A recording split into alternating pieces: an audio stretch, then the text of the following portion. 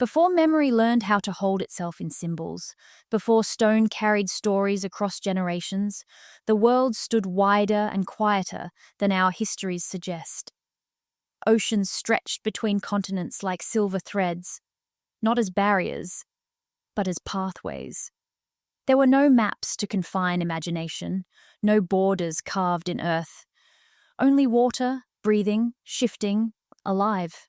Tides rolled like living creatures, brushing against lands now drowned beneath slow centuries of rising salt. The sky arched unbroken above everything, and beneath it, early humans watched waves, the way we watch roads, as routes, as invitations, as mysteries, waiting beyond the horizon. Coastlines, then, were not the coastlines of today. Shore met ocean, in places where now the deep sleeps. Islands glittered like stepping stones across currents. Rivers curled through forests long vanished. Mountains carried shadows where cities now stand. It was a world in motion, not fixed, not frozen in time the way books pretend. And into that shifting blue, small figures might have walked with purpose, eyes raised to stars instead of soil. We imagine them timid, primitive, bound to shore like children to a cradle. But perhaps they were braver than we remember. Perhaps they understood the sea not as a threat, but as freedom. Picture them standing at dawn, the air heavy with salt, listening to waves unbroken by harbour walls. The wind might have carried rumours of distant lands, of islands shaped like teeth, of coastlines with strange birds and stranger fruit. They needed no parchment to believe it. The horizon was proof enough that the world continued beyond sight. And when the world called, someone must have answered. Someone must have stepped forward, carved a vessel from living wood, and followed water into the unknown. If those travellers existed, they vanished long before ink learned permanence. Time washed their story clean, smoothing it like sea glass. Yet traces remain. Ghost footprints beneath the waves, stone terraces where fish glide today, anchor-shaped shadows pressed into ancient seabeds. Evidence whispers even when language forgets.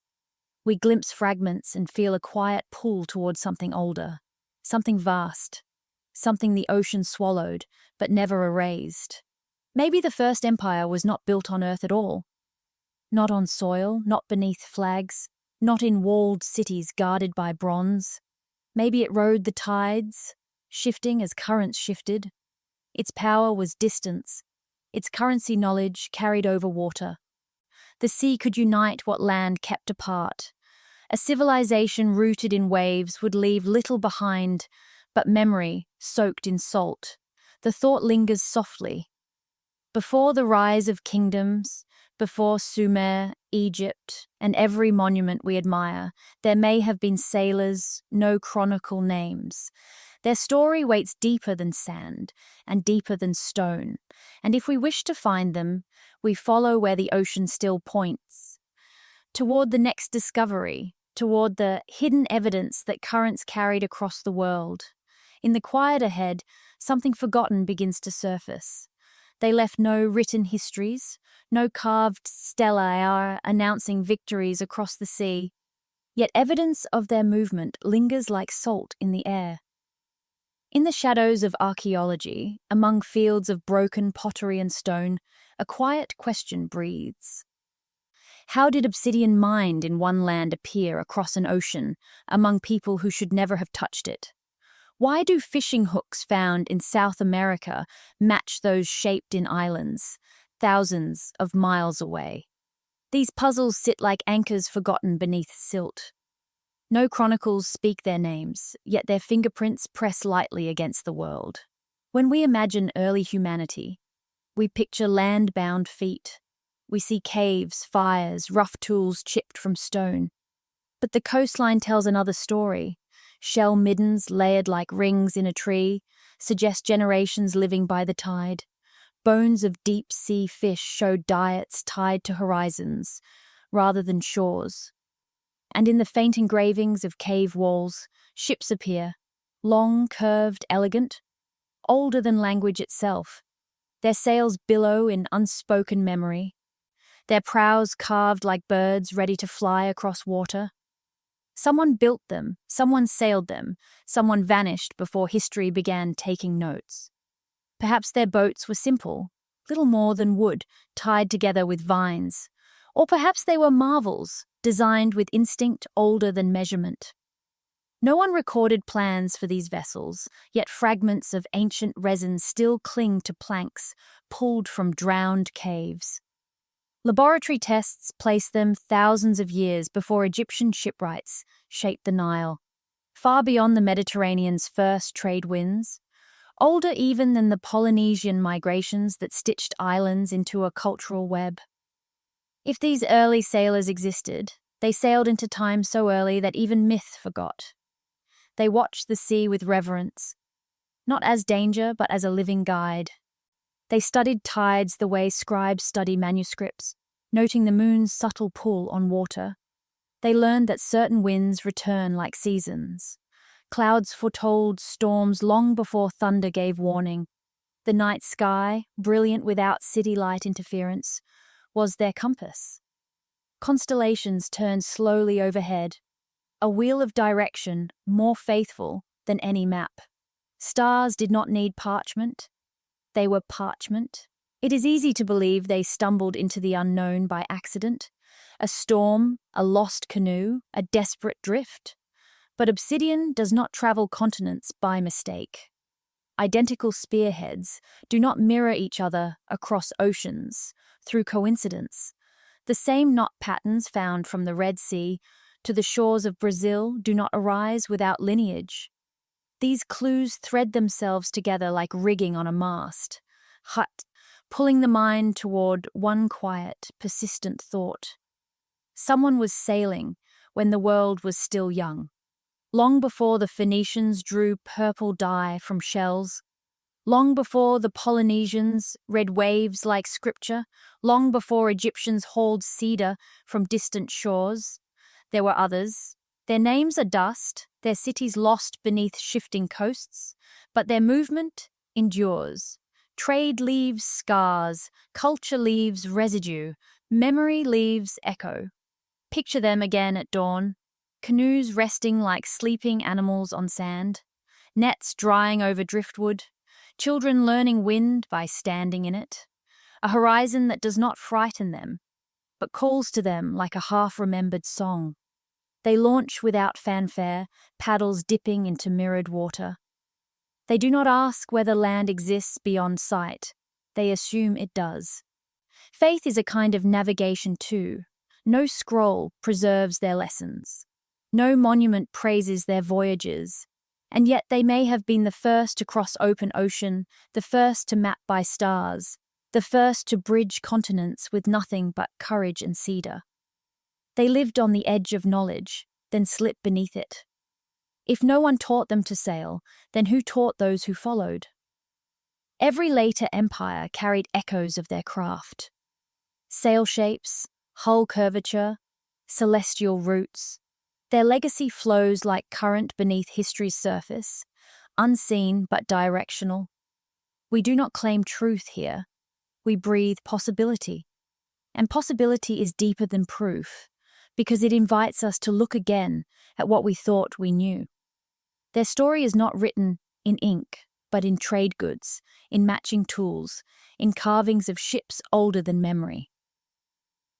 These fragments guide us onward, like stars once guided them. Ahead lies more evidence. Stranger, older, sharper than this.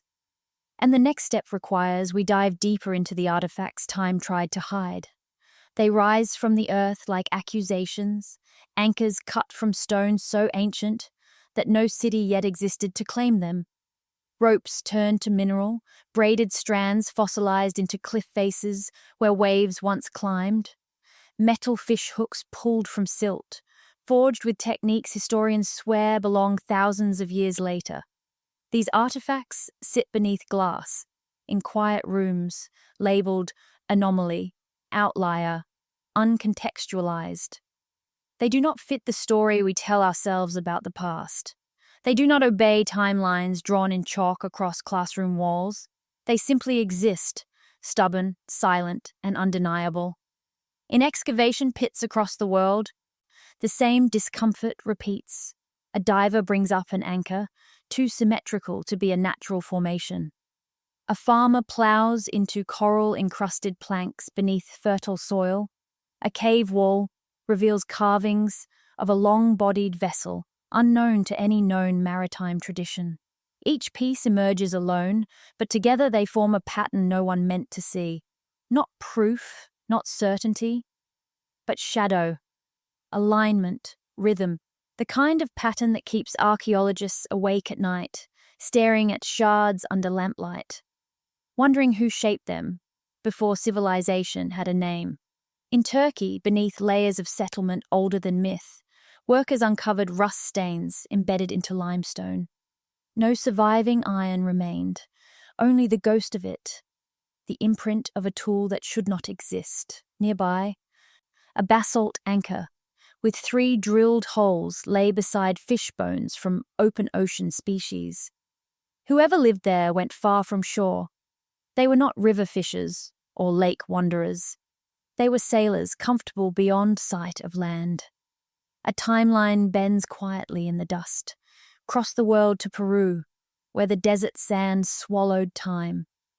There, archaeologists discovered rope so old it should have crumbled to powder.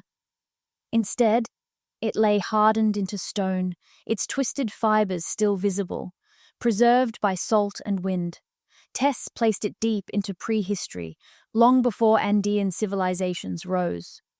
Why weave such rope unless to lash beams against waves? Why craft hooks from copper alloys, if not to chase fish across vast water? A civilization without ships has no use for maritime rope. Yet the rope exists. In Japan's coastal caves, stone tools bear the same angled notches found in Madagascar. Thousands of miles apart, separated by ocean, yet shaped by identical logic. The same curvature, the same pressure marks from shaping, as though one hand taught both shores. It is easy to dismiss coincidence until coincidence repeats across continents. When obsidian from one hemisphere appears in another, when knot patterns match across island groups separated by half the planet, coincidence begins to feel like a story whispered through water. Madagascar offers its own riddle. Buried beneath volcanic soil lie planks smoothed by waves, not riverbeds. They bear carvings of spirals and bird-headed prow designs found also in caves near Chile, 2 cultures that, by accepted history, could never have met. Yet their art remembers the same shape: long hull, sweeping arc, sharp keel meant for ocean swell. Either 2 peoples invented the same vessel in isolation, or one memory spread like tidewater across the world. Neither answer sits comfortably. Museums store these artifacts in drawers rather than display cases. Too ancient, too advanced, too inconvenient. Each piece threatens the neat staircase version of human progress. Slow, orderly, linear. Something does not add up. And when things refuse to add up, we call them aberrations instead of adjusting the sum. These bones, this driftwood, these unwanted objects challenge more than history. They challenge certainty itself. Evidence accumulates like storm clouds. A copper hook in a layer where only stone should exist. A rope that defies erosion. Carvings of ships older than dynasties. One artifact can be a mistake. 2 can be curiosity. 10 across 4 continents becomes something harder to ignore. A thread stretches through time and tide, subtle but consistent. What if these pieces are not errors in the record, but survivors of a memory almost erased? What if they belonged to a culture that sailed when shorelines lay farther out, when the world was not divided but fluid, open, navigable? A maritime network lost not through failure, but through rising seas and shifting earth. As coastlines drowned, so too did knowledge. Villages vanished under waves, harbours sank into darkness. Driftwood carried stories to beaches where no one remembered how to read them. We may never find their names. We may never know what songs they sang, what gods they trusted, what stars guided their vessels. But we can stand above buried anchors and feel the echo of movement. We can trace rope patterns through time and sense a hand we cannot see. The past does not erase itself cleanly. It leaves splinters. And now, with fragments in hand, we look seaward. If these artifacts emerge from land once dry, what waits beneath waves where coastlines used to breathe? The sea grows darker as we descend, as though light itself hesitates to follow us. Particles float like dust motes in a sunbeam, suspended in blue silence. Out of that stillness, shape begins to form. Not coral, not reef, but stone. Edges too clean for chance. Walls too straight for accident. Terraces rise beneath the waves like memory returning after long forgetting. This is Yonaguni, Japan's sunken enigma, where the seafloor resembles a city abandoned to time. Divers speak of the moment the monument appears. Out of shifting current, a staircase carved into bedrock materializes, each step broad, flat, eroded by centuries of tide. Beyond it, a platform stretches outward, like a plaza where voices once gathered. Rectangular corridors flank the space, their angles unnervingly precise. There are corners here, corners the ocean does not naturally make, and yet no accepted history claims a city stood in this place. No chronicle mentions temples, courts, or kings beneath these waves. We are left with stone and the quiet it holds. Some say Yonaguni is a quirk of geology, a natural feature shaped by fault lines and erosion. They point to fractured sandstone and ancient earthquakes, but others, archaeologists, divers, dreamers, feel guided by something different. They see symmetry too deliberate to dismiss. Steps descending like processional ways, platforms aligned to cardinal directions, a pattern beneath a pattern, as though intention lingers in every block. Neither view is proven. Both demand thought. Swimming through its corridors feels like walking through a memory half recalled. Boulders outline what could be streets. Terrace walls rise in wide tiers like seating for an audience long dissolved. The monument stretches far beyond what most imagine, almost a city in scale. And yet no roof lines remain, no inscriptions, no artifacts to anchor identity, only architecture stripped to its bones. Something built, or something shaped, waits beneath the surface of time. Divers describe an eerie familiarity, as though they move through a plaza built for human legs rather than fins. Their lights skim over right angles that appear almost intentional. Narrow passageways guide them deeper. Doorway-like gaps open into broad chambers. The sea muffles everything, yet imagination fills silence with footsteps, voices, ritual. It feels inhabited, though nothing living claims it now. Then the twist, near the structure. Carved stones lay half buried in sand, faces etched with fish-like features, eyes wide, mouths shaped like tides. Marine gods, no Japanese myth records. Their expressions hold serenity and warning both, like guardians resting. These carvings complicate the natural formation theory. If Yonaguni were purely geological, why do figures watch along its edge? If erosion alone sculpted the terraces, who carved the eyes staring from nearby stone? The ocean offers no reply, only slow breathing through currents. Down here, sound moves differently. Thought stretches longer. Wonder grows where answers remain out of reach. Yonaguni sits exactly where two worldviews collide: science and speculation, erosion and engineering. The truth lies submerged, patient. Time is made archaeologists cautious, divers reverent, historians divided. And so the monument rests between categories, a question shaped in stone. If the structure is natural, it is the greatest geological coincidence ever sculpted by tide and fault.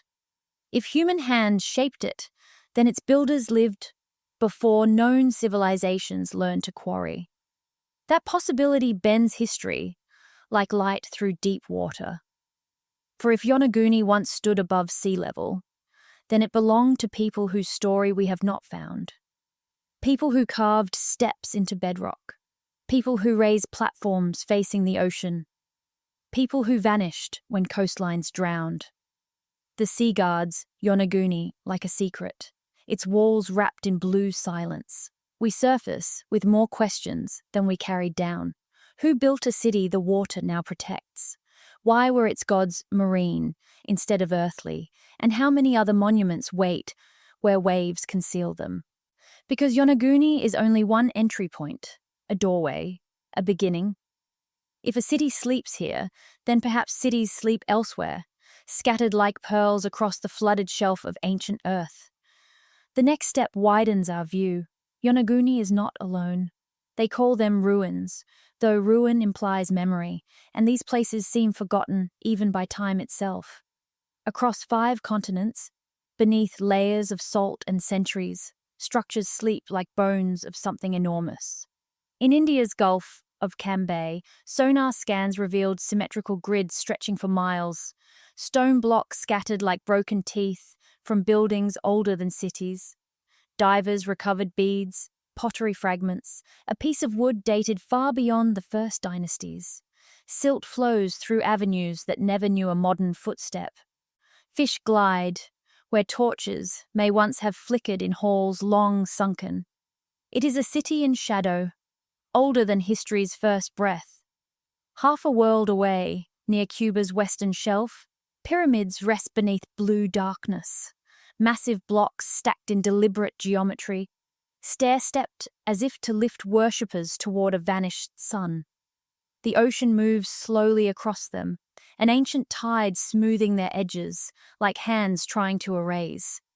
Some say volcanic activity pulled them under, yet there is no matching collapse in surrounding rock. Others whisper that rising seas claimed what land once held proudly above the waves. If those pyramids were built when sea level was lower, then Cuba's coastline once stretched farther, held temples now drowned in quiet blue. In the Mediterranean, divers follow columns, toppled like fallen soldiers. Harbors lie deeper than earthquakes could justify. Anchor stones rest far below, where ships should ever need to moor. Bronze statues lie face down in sand, noses worn away, eyes gone hollow, their expressions washed smooth as forgotten gods. A road paved with limestone stretches straight into shadow, as if inviting travelers to a city no longer there. Was this coastline once higher? Did markets bustle, where fish now weave between arches? Off Yonaguni we saw terraces. Here we find entire city plans, repeating and familiar, built according to logic rather than chaos.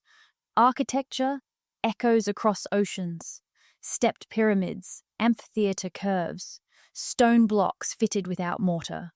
Some collapse inward, roofs long fallen. Others remain startlingly intact, rooms still defined, corners sharp despite 1,000 years of current. The ocean preserves and erases in the same breath, leaving foundation without story, form without voice. These ruins speak the same language across continents that should not have shared ideas. India's grid, Cuba's pyramid, the Mediterranean's drowned harbors, each reflects intention, design, symmetry. Like distant notes of a song played by instruments scattered across the world, they form harmony if we listen slowly. Perhaps they are coincidences. Perhaps civilizations invented stone in similar ways without ever meeting. Yet the resemblance lingers like a shadow that will not step aside, like a reflection refusing silence. As silt settles across a statue's brow, we feel the pulse of something vast. Not proof, only pulse. A possibility that an era thrived before our known beginnings, then vanished beneath rising waters. Coastlines were different once. Glaciers melted with force unimaginable. filling ocean basins, swallowing valleys and temples. Entire cultures may lie beneath the continental shelves, their memory dissolved like salt in rain. We walk on shore unaware that a drowned world stretches outward beyond the surf. The thought grows like a tide. What if history is not missing pages, but volumes? What if humans built monuments before deserts formed, before rivers changed course, before written script existed to recall them? These structures challenge our timeline without shouting. They simply remain, patient, waiting, indifferent to belief. In the Gulf of Cambay, pillars tilt beneath currents gentle as sleep. In Cuba, a staircase descends into blue like a path toward oblivion. In the Mediterranean, statues lie face down like fallen kings.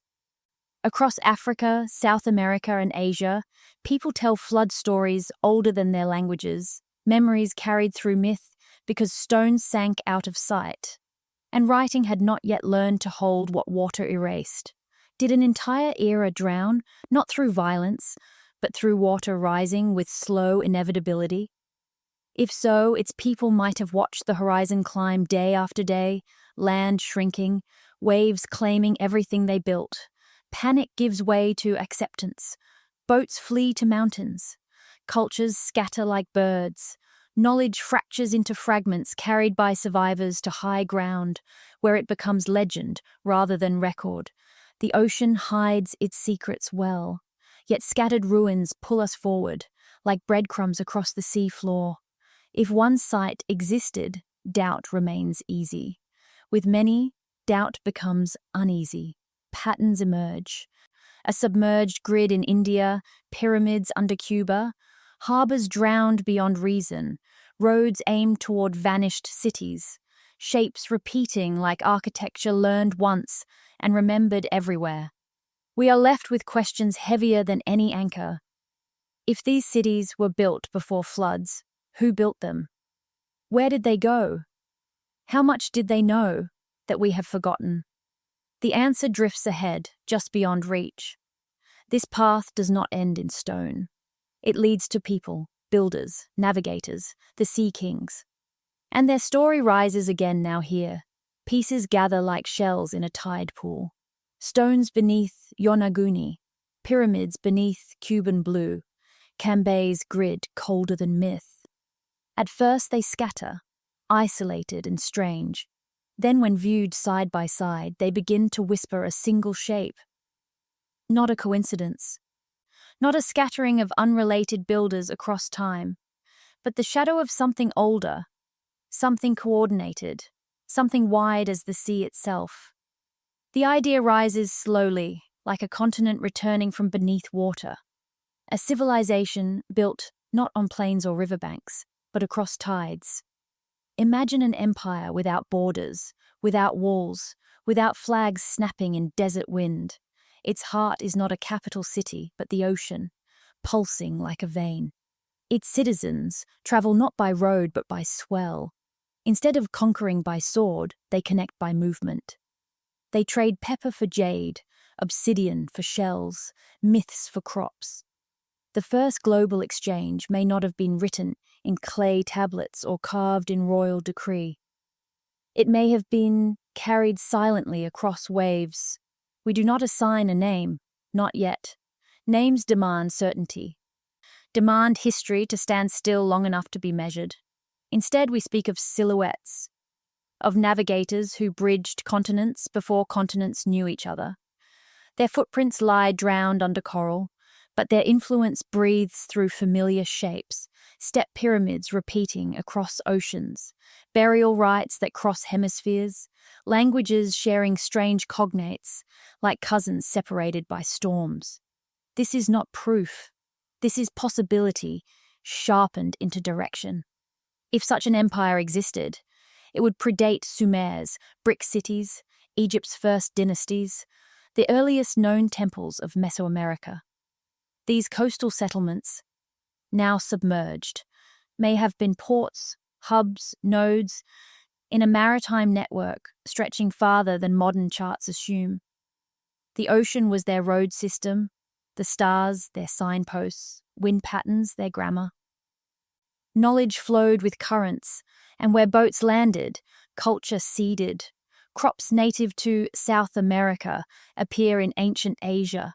African DNA threads into Pacific islanders. Myths travel like driftwood, carried silently but stubbornly. What we uncovered in earlier sections: anchors too old, ropes too preserved, ruins too deliberate, no longer remain anomalies when seen through this lens. They become fragments of infrastructure, remnants of a system that spanned worlds and fell beneath rising tides. And then the question settles with a quiet weight. What if the first empire vanished, not through conquest, but through water swallowing its coasts? What if harbors drowned too quickly for memory to survive? Survivors might have fled inland, leaving ships, leaving knowledge, leaving stories that eroded into legend. The Sea Kings remain unnamed shadows in this moment, figures glimpsed only through archaeology's ripples. But their shape grows clearer. Not warriors, sailors, not conquerors, carriers. A civilization defined by movement rather than territory. Their legacy is not carved in stone, but scattered like shells along every ocean floor. We follow those shells forward. We know them first, not through language, but through faces. In caves cut into Sardinia's cliffs, stone guardians stare out toward the open sea. Their skulls are long, elegant, elongated at the crown in a way that echoes nowhere else in Europe, unless you look across oceans. In Mexico, carved figures share the same shape. Tall heads, narrow jaws, hair braided like ropes ready to lash a mast. Their eyes tilt slightly upward, wide and calm, as if they have spent their lives watching tides. The same features appear again on remote Polynesian atolls, where coral temples still hold sculptures weathered by wind and salt. Continents that academic maps insist never touched. Yet the stone remembers something different.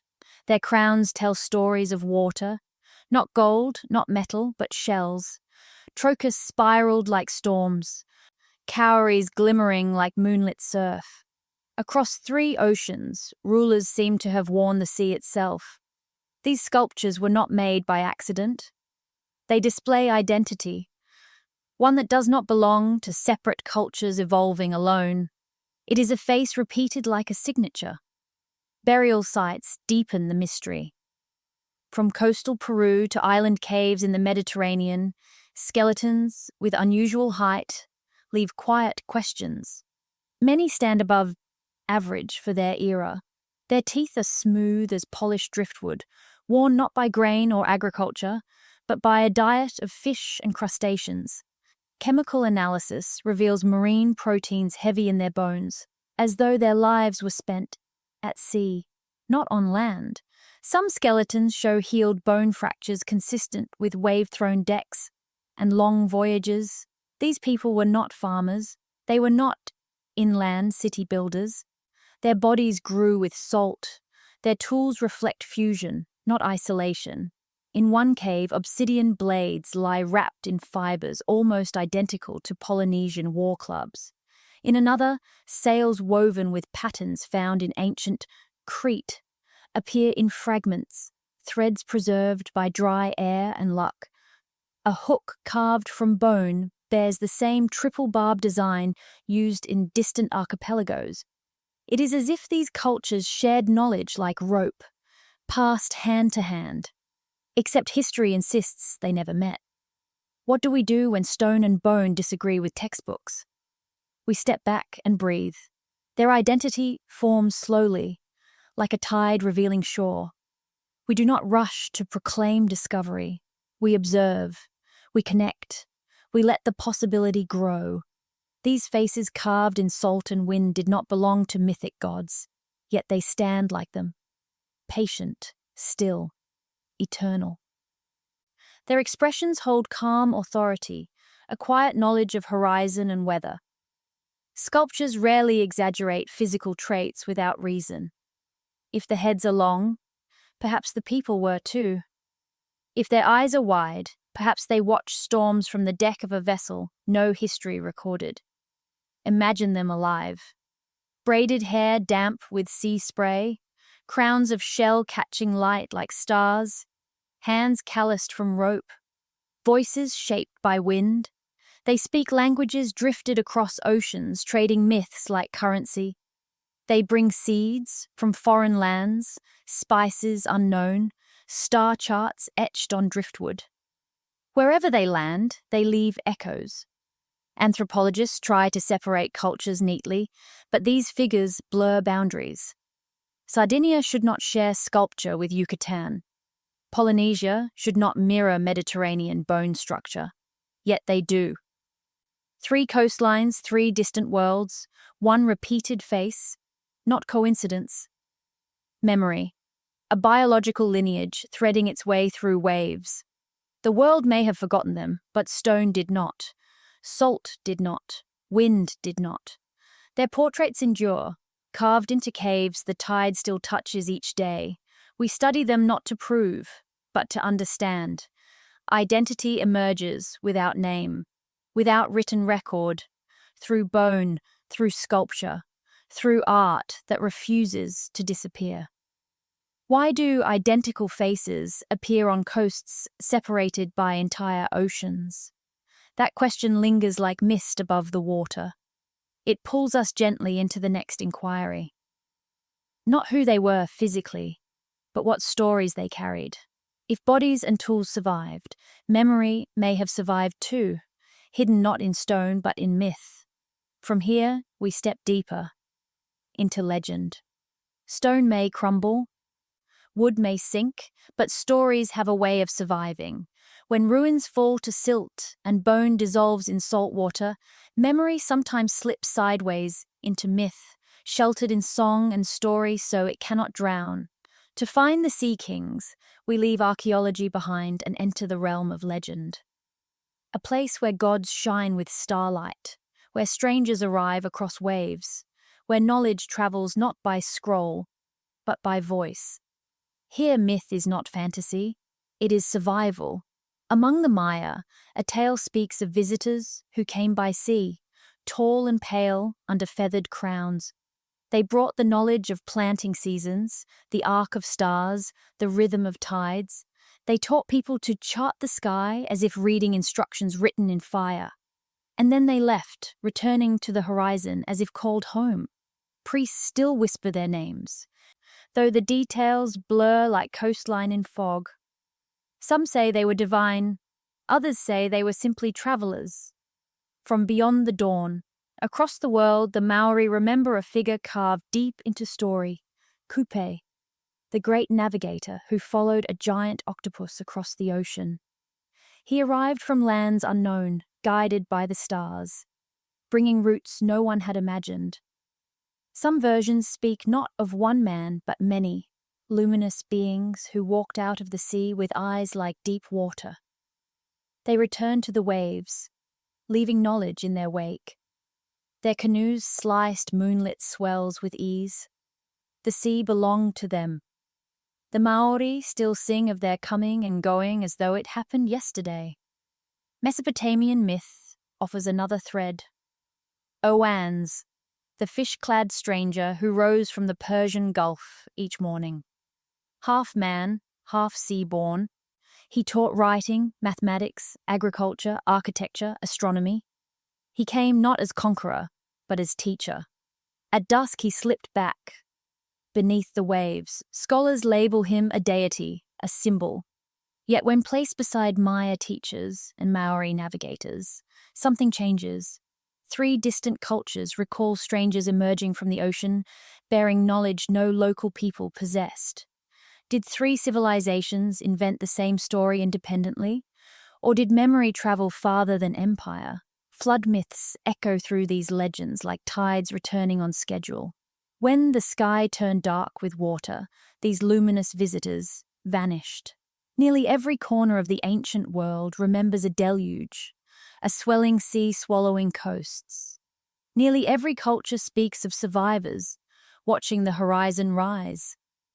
Could these myths be fractured memories of real people, Real sailors, real teachers, whose kingdom drowned and whose knowledge dispersed. When cities sank and written language had not yet taken hold, the only containers strong enough to hold truth were stories. The hypnotic rhythm of these tales feels like navigation. Repetition acts like a tide, carrying details onward. Symbols travel easily across generations. A fish god teaching agriculture. A sea-born visitor instructing in astronomy. A pale stranger returning to the sea. These are not random images. They form a constellation across time, a pattern like stars, sailors once used to cross oceans. Myth becomes map. We do not dismiss the miraculous, nor do we cling to it blindly.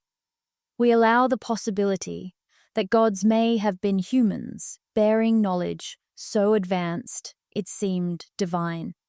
Imagine survivors of a maritime empire arriving on distant shores, tall, shell-crowned navigators whose ancestors ruled waves. They would appear supernatural to inland dwellers. They could read stars, predict tides, shape boats, grow crops foreign to the soil. Their arrival would reshape culture like wind reshapes dune. Their departure would become legend.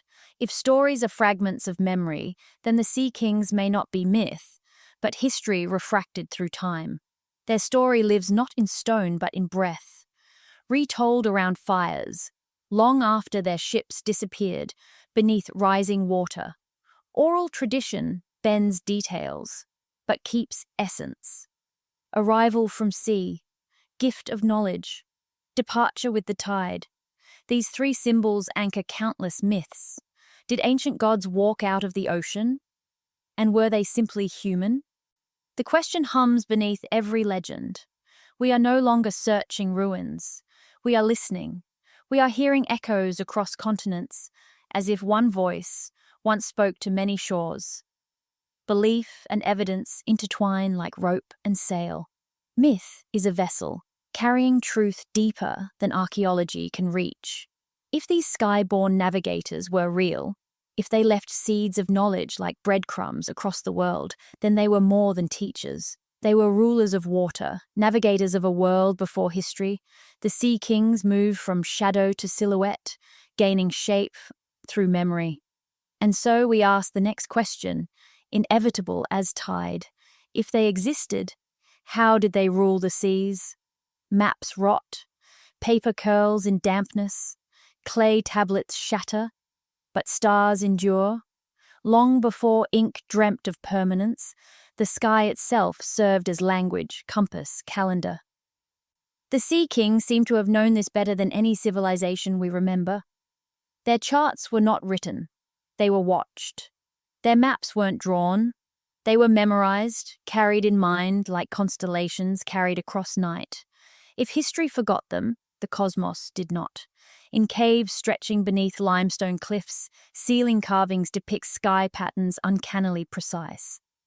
Clusters of dots match the Pleiades, Orion's belt, the Southern Cross. These constellations appear thousands of miles apart in the same formation, carved by hands that never met according to accepted history. Yet the stars align like truth refusing silence. When early explorers traced migration routes across oceans, they unknowingly followed light older than cities. But someone followed it long before them. Indonesia offers a stranger clue. Coral-shaped instruments, carved from fossilized shell, align with star positions when held at certain angles. Their curves match celestial arcs. Their notches measure distance between constellations. Archaeologists list them as ritual objects, but ritual rarely demands such precision. These tools whisper purpose, not worship, but navigation. A forgotten technology shaped by tides and starlight. From submerged ruins off the African coast come magnetic stones that defy simple explanation. When placed in water, they pivot north as steadily as modern compasses. They predate known magnetic usage by millennia. Who shaped them? How did they learn the Earth's invisible pull? A civilization without metal presses magnetic stone into their navigation kit, only if they seek open sea, only if land is boundary, not home. Every clue points to mastery rather than accident.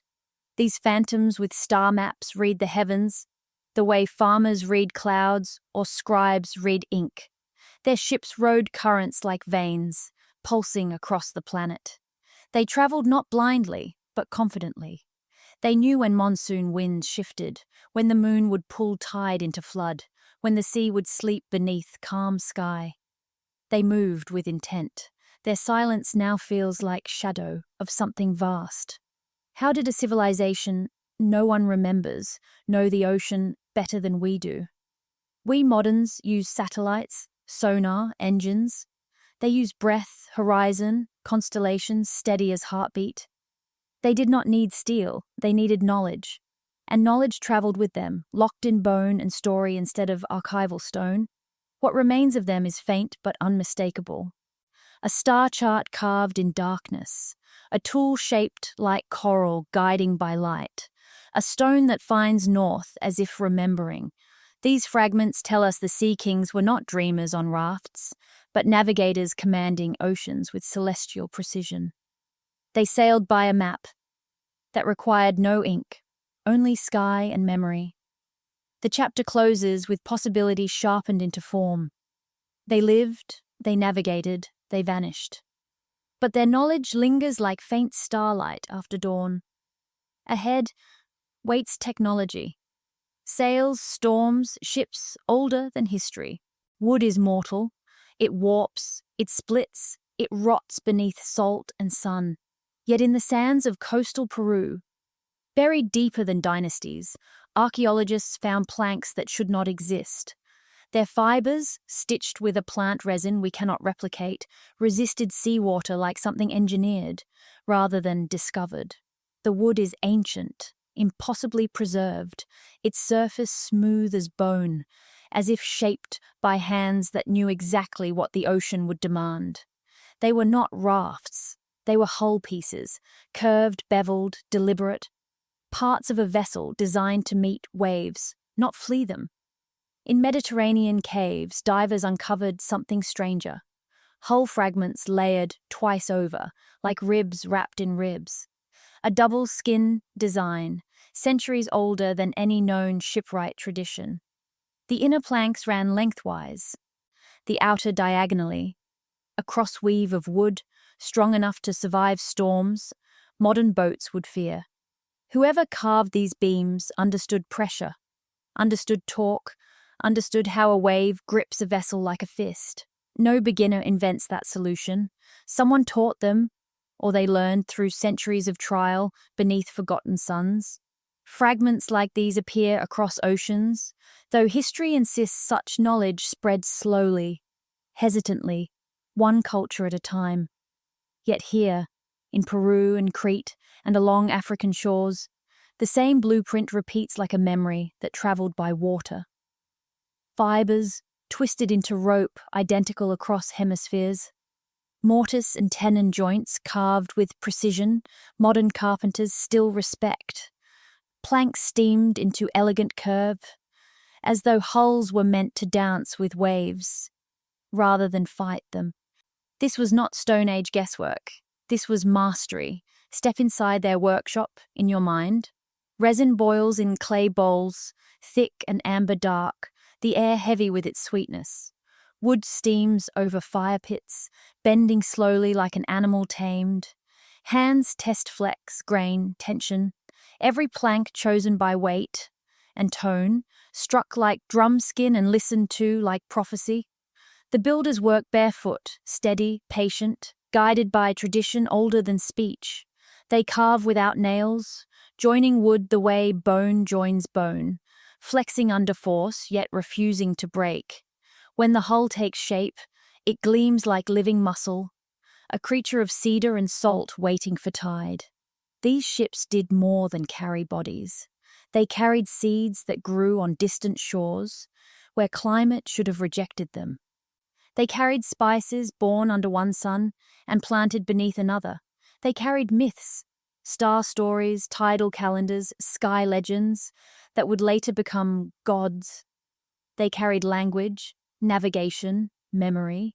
Every rib of the hull was a library, every knot a sentence, every fibre a word of a story now washed thin by time. Modern historians marvel at Phoenician vessels, at Egyptian reed boats, at Polynesian outriggers. Yet these fragments predate all three. They belong to an era when we assume people were landlocked, frightened of horizon. But the wood says otherwise. The joinery says otherwise. The salt-resistant stitching says otherwise. These ships were built for blue water. Not coastal drift, but open sea. They were born for distance. Who taught the Stone Age to build ships more advanced than Bronze Age fleets? No tablet answers. No inscription remains, only timber that defies the age that birthed it. If we follow these shards, we see a lineage invisible to textbooks. Same technique, same craftsmanship, same belief in ocean as road. A shipbuilding tradition that flowed from continent to continent like a hidden river beneath history. Imagine one of their vessels at launch. Ropes creaking, gulls circling, crews silent as morning. The ship slides waterward, wood singing under swell. Wind fills sails woven with patterns once found in caves in Crete, then in far-off Pacific atolls. The mast leans like spine, flexing but unbroken. The horizon opens, wide and waiting. They move toward it without fear. They trust their craft.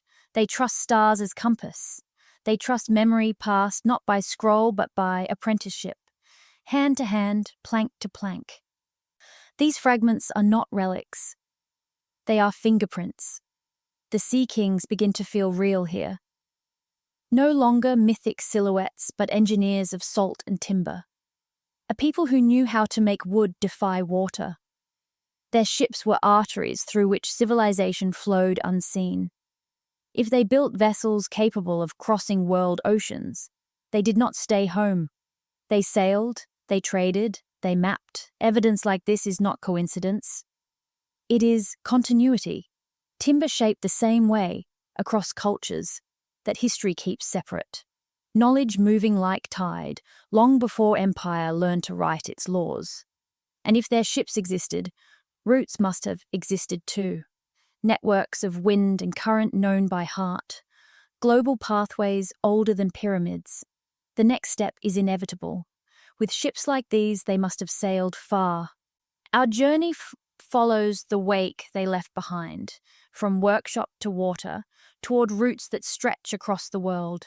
The ocean looks empty on a modern map, wide and blank, like a silence between continents. But to those who sailed long before history breathed, it was a lattice of pathways. Wind marked direction. Currents carved highways. Foam traced routes across the world like chalk across slate. To understand the Sea Kings, we must redraw the map, not with borders, but with water. Between Africa and Brazil, a river of ocean moves always westward, steady as pulse. Any vessel sturdy enough to leave the coast would find itself carried across the Atlantic, whether intended or not. Trade winds blow like breath across that corridor, predictable in their seasonal shift.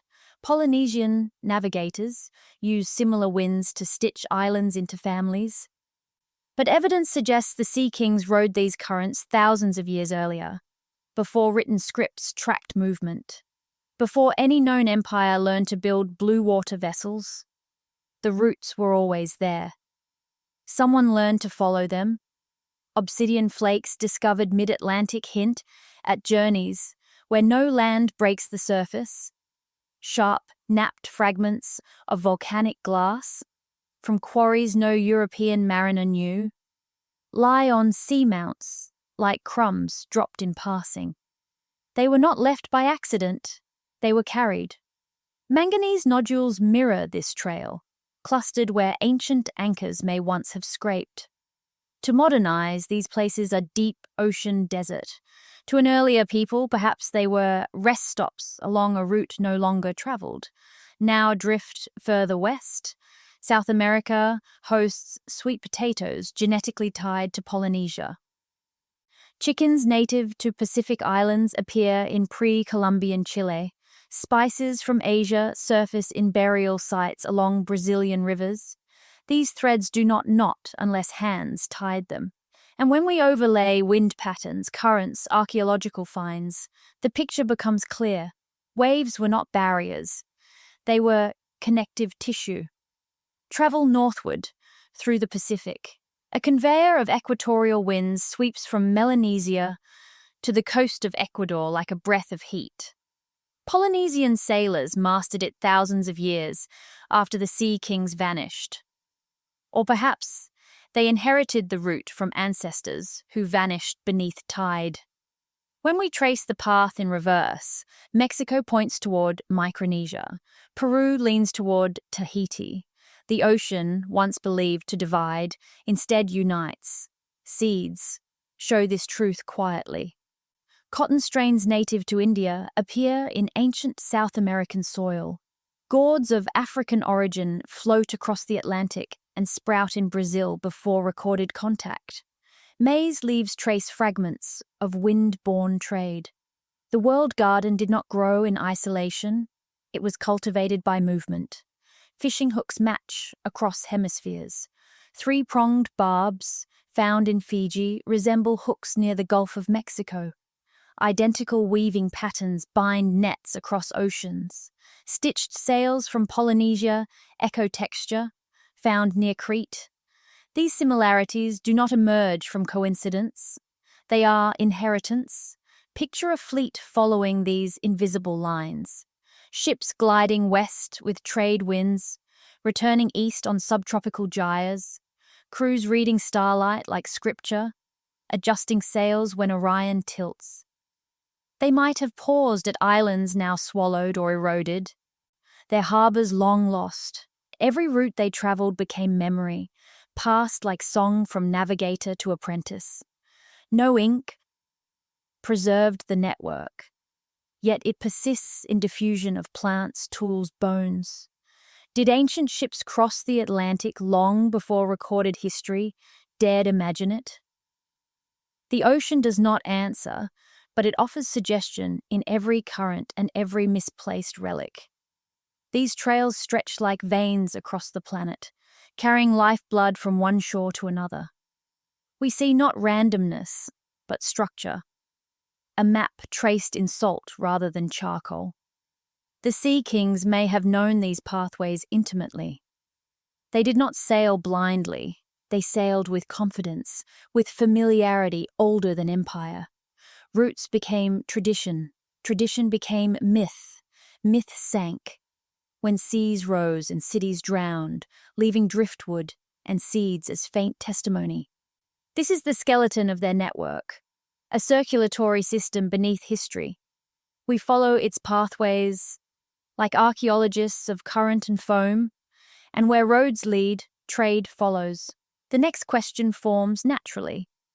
What did these sailors carry beyond seeds and tools? Why did they cross oceans at all? Now we explore cargo, value, motive, the commerce of a forgotten age. Trade leaves fingerprints when history forgets names. Long after ships rot and sails become windblown memory, cargo survives. Seeds, stones, foods that do not grow where they are found. They scatter like clues across the planet, quiet but persistent. Jade from Guatemala appears in Chinese tombs predating official contact. African cola nuts sprout in Brazilian soil older than pyramids. Coconut DNA bridges Africa and Pacific islands, as if oceans were less barrier and more pathway. These artifacts whisper transaction, exchange, movement, a commerce no chronicle remembers. The sea kings may never have carved empires from land, but they shaped one with current instead of stone. Their world was built through exchange, not conquered territory, but linked ecosystems. Seeds carried in baskets across storms, planted in distant earth to root memory into soil. Spices moved like myths, subtle, transformative. The scent of cinnamon does not lie. The shape of a chili pepper tells origin better than any carved tablet. And when origins blur across continents, trade stands behind it like tide behind wave. Imagine the hold of one of their vessels, clay jars of obsidian flakes destined for distant islands. Gourds filled with pulses unknown beyond the horizon, nets heavy with hemp rope, shells threaded for ornament, carved idols for trade or tribute. Perhaps bundles of dried fish rubbed with salt to last long journeys. Perhaps woven cloth dyed ocean teal traded for feathers, jade, or gold. Cargo is more than goods. It is memory packaged for travel. Our crops carry their fingerprint. Sweet potato genetics trace back and forth across the Pacific, like a stitched seam where water once parted. Cotton strains cross the world in patterns that defy isolation. Even bananas whisper of ancient hands tying continents together. Trade does not require empire on land. It requires knowledge, routes, seasons, safe harbors. The Sea Kings may have curated a global garden long before maps captured borders. This exchange reshaped humanity. Agriculture spread faster by sea than by foot. Ideas traveled with seeds, tools, and stories. A sailing crew returning home brought more than cargo. They returned with myth, new gods absorbed into old pantheons. Star names change subtly, yet recognizably across oceans. Even languages share roots that imply ancient contact. Words for boat, wind, navigation echo across unexpected shores. Did the first global trade network belong to a vanished maritime empire? Their legacy remains edible, breathable, alive. Every seed that crossed the world carried a fragment of their story. Every crop thriving far from its birthplace remembers a hand that placed it there. Trade became survival, survival became heritage. Yet no empire endures forever, especially one built where sea levels shift like breath. Coastlines moved, harbors drowned, ports became sea floor. Their roots remained in tide but vanished from record. Cargo endured, but culture did not. We trace their presence only through goods, divorced from origin, scattered like shipwreck treasure across time. We stand at the edge of knowledge and feel something missing. Trade implies purpose, movement implies power. But somewhere, the network snapped. The world ended slowly, and then all at once. Ice that had held oceans prisoner for thousands of years began to loosen, drip by drip, like a clock counting down in silence. Glaciers retreated from valleys they once owned, shrinking into pale ghosts. What was frozen became water, and water never forgets the path downhill. Rivers swelled until banks dissolved. Lakes rose like breath. Shorelines crept inland mile by mile, swallowing forests, villages, memory. Global sea level rose more than 120 meters, enough to drown entire nations before history had learned to write. Imagine a coastline the Sea Kings once ruled. Harbors alive with trade, sails bright against dawn. Then picture water arriving, not as waves but as permanence. Tides grew higher each year, subtle enough that one lifetime barely noticed, devastating enough that 10 generations later, the ocean stood where mountains once rested. Cities built near beaches became islands. Islands became reefs. Reefs became shadow. Stone plazas, where merchants exchanged pepper for jade, dissolved under blue. A world that depended on coastline lost it. Geological records reveal ancient beaches, far beneath modern seafloors. Sediment cores show freshwater plants trapped under layers of marine shell. Offshore sonar traces the outlines of riverbeds 30 kilometers from shore. Rivers that once fed fields instead of fish. The earth changed shape, and everything living was forced to change with it. The Sea Kings, whose empire floated on wind and tide, found their home ripped away not by enemy blade, but by water rising like slow revenge. Some villages tried to adapt.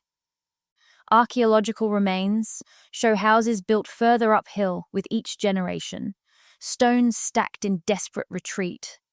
Beach middens form stair-step layers, climbing inland like footprints fleeing tide.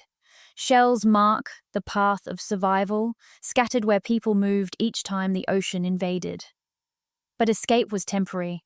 Water kept coming. No city can outrun a horizon that climbs. The sea kings depended on harbors, deep water coves, estuaries shaped by tide. When shorelines shifted, their network shattered. A port once central to trade could be lost forever beneath swirling currents. Storms became stronger as climate destabilized, waves taller than temples slamming into coastal walls. Ships that once crossed oceans smoothly now fought unpredictable winds.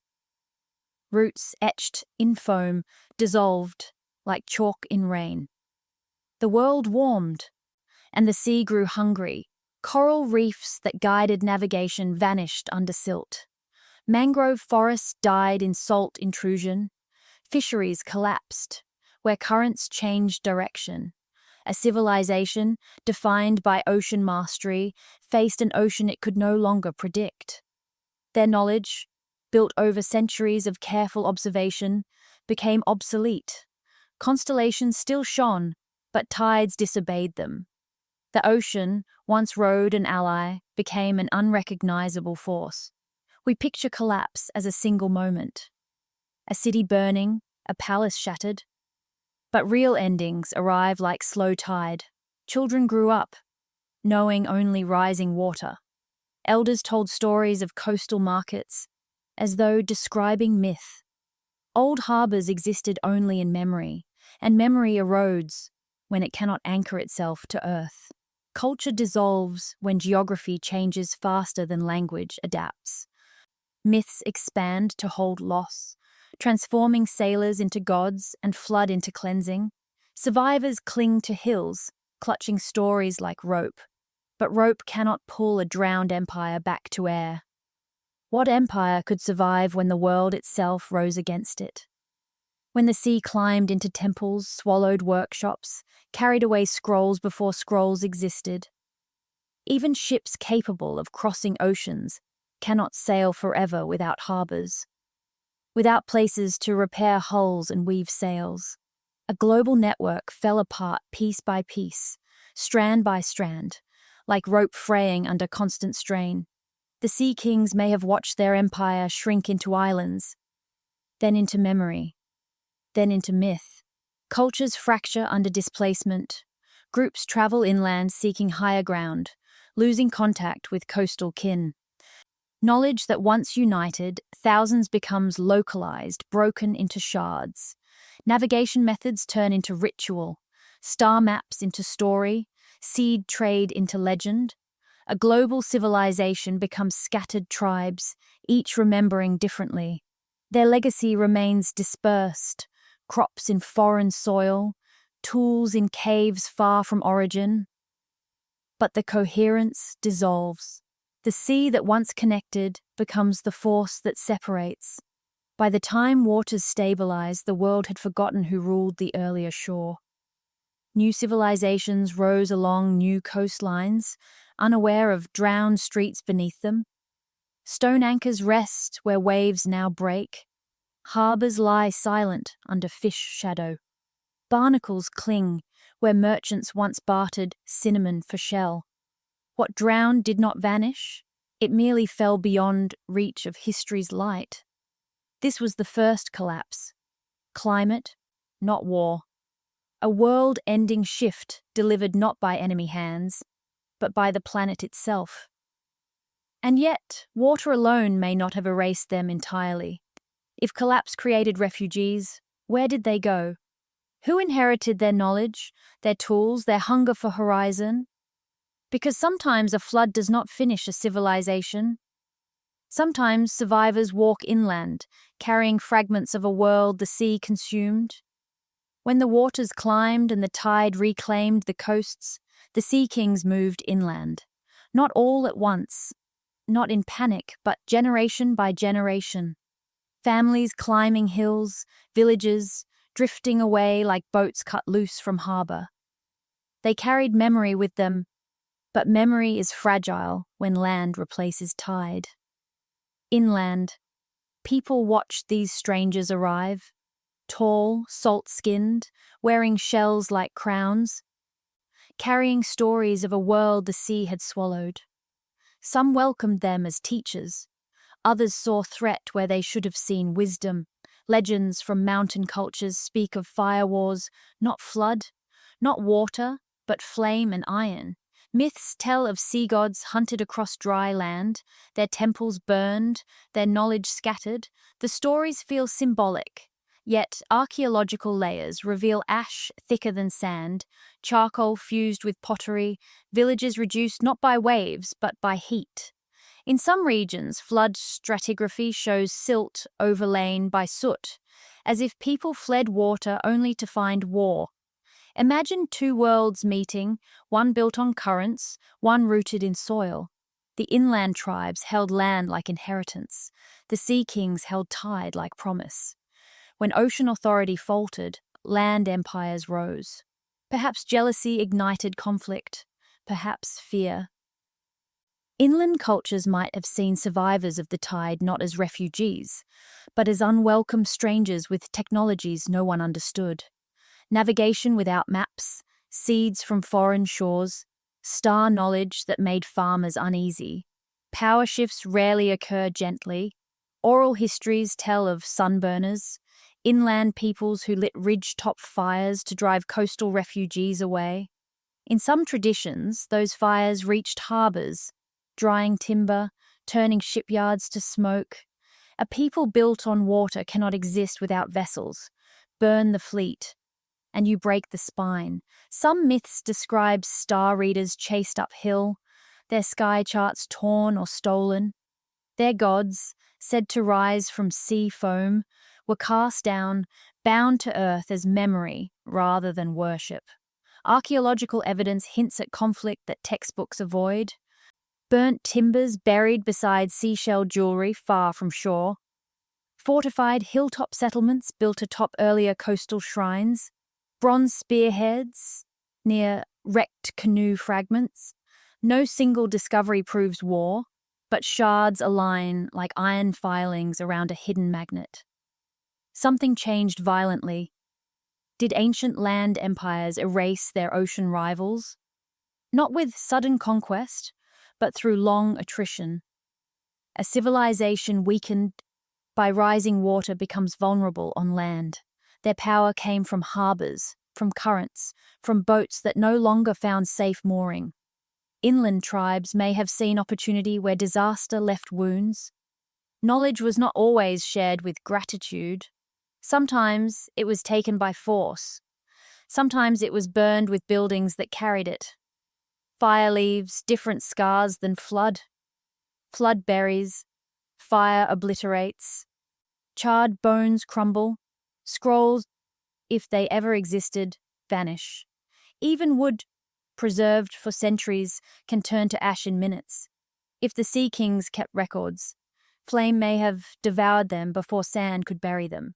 Flood drowned their ports, fire erased their memory, and between water and flame, history dissolved. Yet tragedy rarely ends a story. Survivors carry fragments, tools, seeds, constellations remembered. Children hearing tales of sea gods might one day call them ancestors.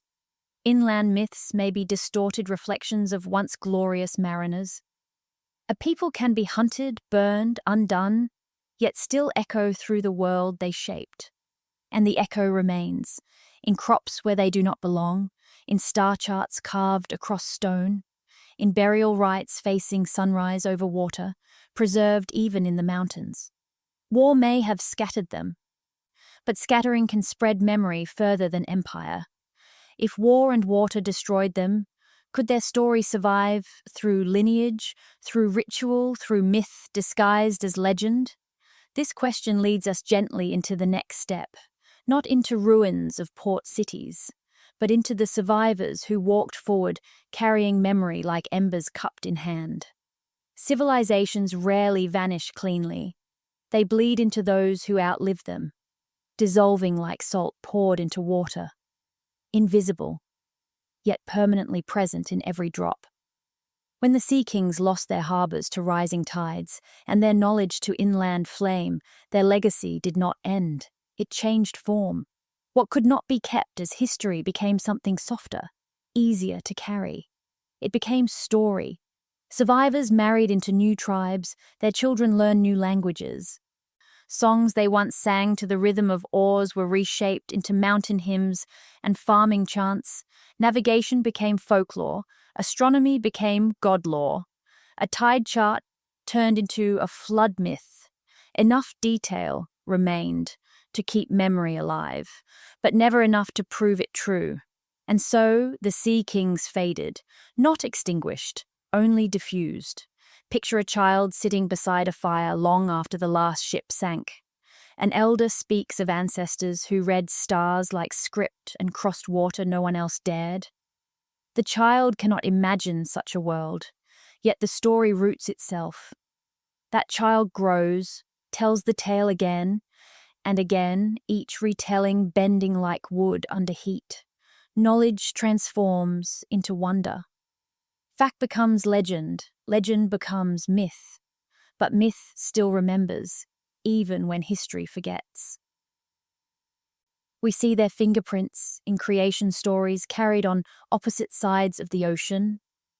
Cultures with no shared language still speak of sky-born navigators, of gods who walked ashore from waves, of a people erased by flood, yet returned through story. The world's coastlines hum with legends like these. They do not agree in detail, but they agree in shape, which is enough. Myth preserves silhouette. Even agriculture holds their echo. Seeds once traded by sailors now survive as staples, divorced from origin but alive in every harvest. Spices that crossed oceans still season meals. Language retains fragments. Words for boat, wind, horizon, mysteriously mirrored across continents like siblings separated in infancy. Rituals echo them too. Fishermen whisper offerings to sea at dawn. Polynesian dancers mimic wave and star. Mediterranean coastal shrines face east as though waiting for travelers to return. History forgets, but myth remembers. And myth, unlike memory, does not require proof. What we know of the sea kings now comes not from a single source, but from thousands of tiny ones, scattered like pearl fragments across a drowned world. A carving in Sardinia, a star map in a cave, a flood legend in Peru that matches one in Indonesia. These are not records. They are remnants, and remnants speak quietly but persistently. Their empire died twice, first to water, then to war, yet legacy endured through adaptation. Not in monuments, but in blood. Not in cities, but in story. Culture diluted, but not erased. Knowledge fragmented, but not lost. It waits in the edges of myth, in the unbroken rhythm of the tides they once ruled. And if myth holds memory, then we can follow it forward. Bones quiet themselves. Languages fracture, monuments fall, but blood remembers. Where stories erode and archaeology loses its voice, DNA continues to whisper. In the cells of modern people, markers persist like footprints through sand. Fragile, yet undeniable. They trace paths across oceans no history book acknowledges. They speak of journeys long forgotten, of kinship between continents separated by waves wider than belief. Polynesian genetics carry a mystery at their core. Fragments of ancestry that should belong to South America, not the Pacific.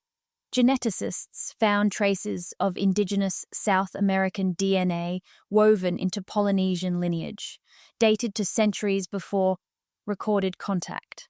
No European ship bridged that water then. According to textbooks, no one did, yet genes say otherwise. They speak of children born of mixed ancestry, antique, of voyages not recorded, of sailors who crossed an ocean that modern minds once considered impassable. The Sea Kings may have left no carved record, but they left descendants. In Pacific Islanders, mitochondrial markers appear that trace back to West Africa, a faint signal but consistent, like faded ink on vellum.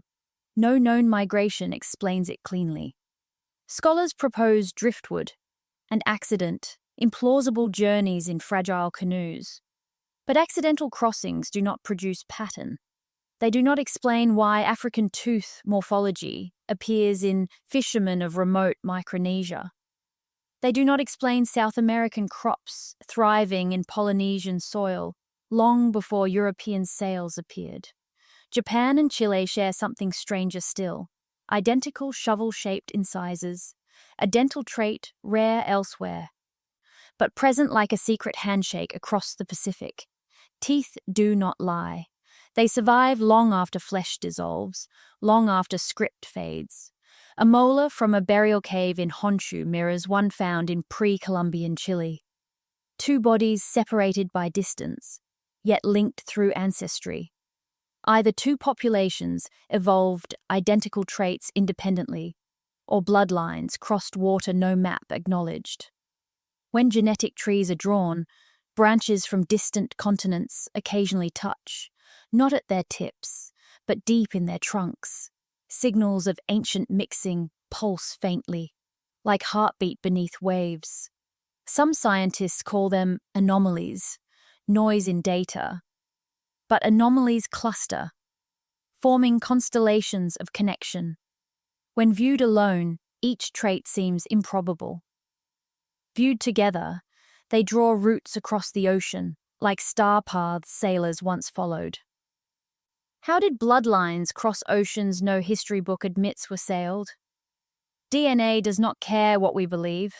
It records movement, like tide records moon. It hides nothing. Where myth stirs imagination, genetics force reconsideration. These are not legends. They are bodies speaking. Imagine a child born of two worlds: Polynesian father, South American mother, raised on an island that textbooks say should never have been reached. That child's bones tell a story of a meeting we never wrote down. That lineage flows forward through generations even when the story behind it dies.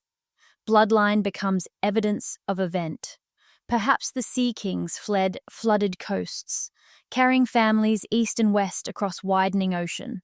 Some settled the shores of new continents. Some married inland tribes. Some disappeared into mountains. Their descendants wear the ocean in their genes like salt in hair. Faint but inseparable. Thousands of years later, we study those patterns like archaeologists study pottery shards.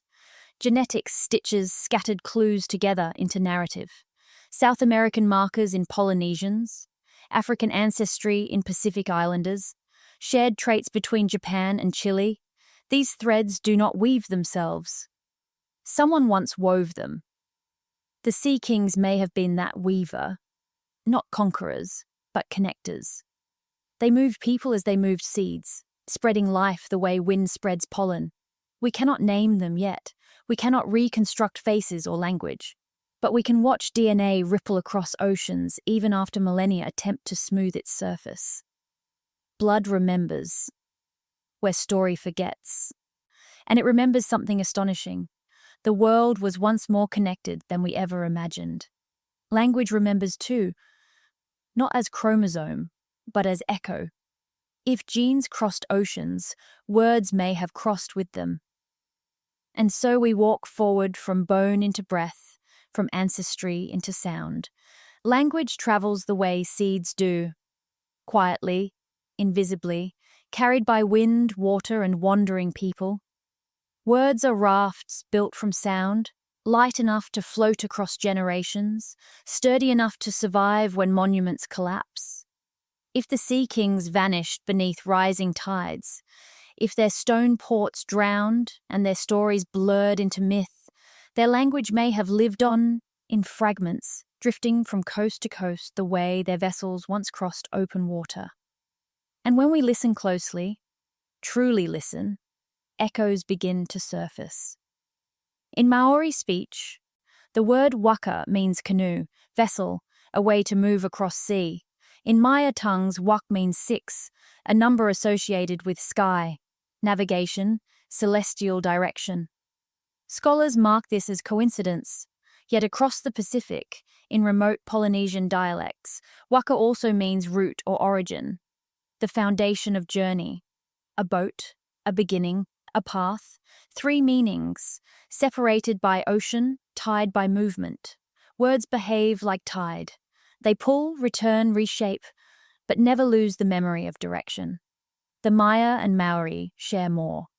The word for sky in both cultures connects to breath, spirit, wind, not as metaphor, but as ancient equivalents. In Polynesia, Rangi means sky. In Mayan languages, Kan means sky and serpent, a dual symbol of weather and wave. Both cultures carved spirals to represent storm and star. Both sang navigation chants, linking horizon to creation. No empire should have stitched these shores together. Yet the syllables hum with resemblance, as if 2 distant islands once shared the same wind. Basque adds another tremor to the mystery. Its language stands alone in Europe. No clear relatives, no family tree. A linguistic orphan. And yet fragments of Basque grammar resemble extinct tongues of the Americas. Similar sentence rhythm, parallel pronoun structure. A peculiar emphasis on water-related vocabulary, older than Indo-European influence.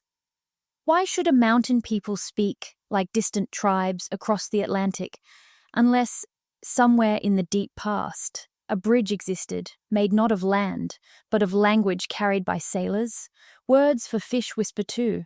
In Japan, uo. In Polynesia, ika. In ancient Peru, ika reappears in coastal remains, carved into bone hooks and painted on pottery. Fish are universal, we say, but specific sounds across oceans repeat too often to be chants. And star, those light sailors used as compass, holds similar roots as well. Hoku in Polynesia, hok in Maya, both tied linguistically to navigation, direction, orientation. A compass made from sound. Once you begin hearing these echoes, they multiply. A raft of shared words washes ashore in unexpected places. The word for boat in Quechua resembles the word for reed vessel in Micronesia. Terms for horizon mirror each other in Melanesia and Mexico. A number system in the Pacific aligns suspiciously with ancient counting glyphs of Mesoamerica. No trade record explains it.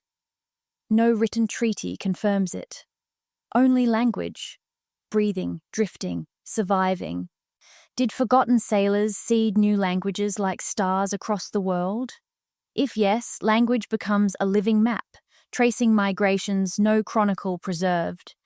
Even when cultures fell, even when empires drowned, vocabulary may have clung to survivors like children, clinging to parents fleeing flood.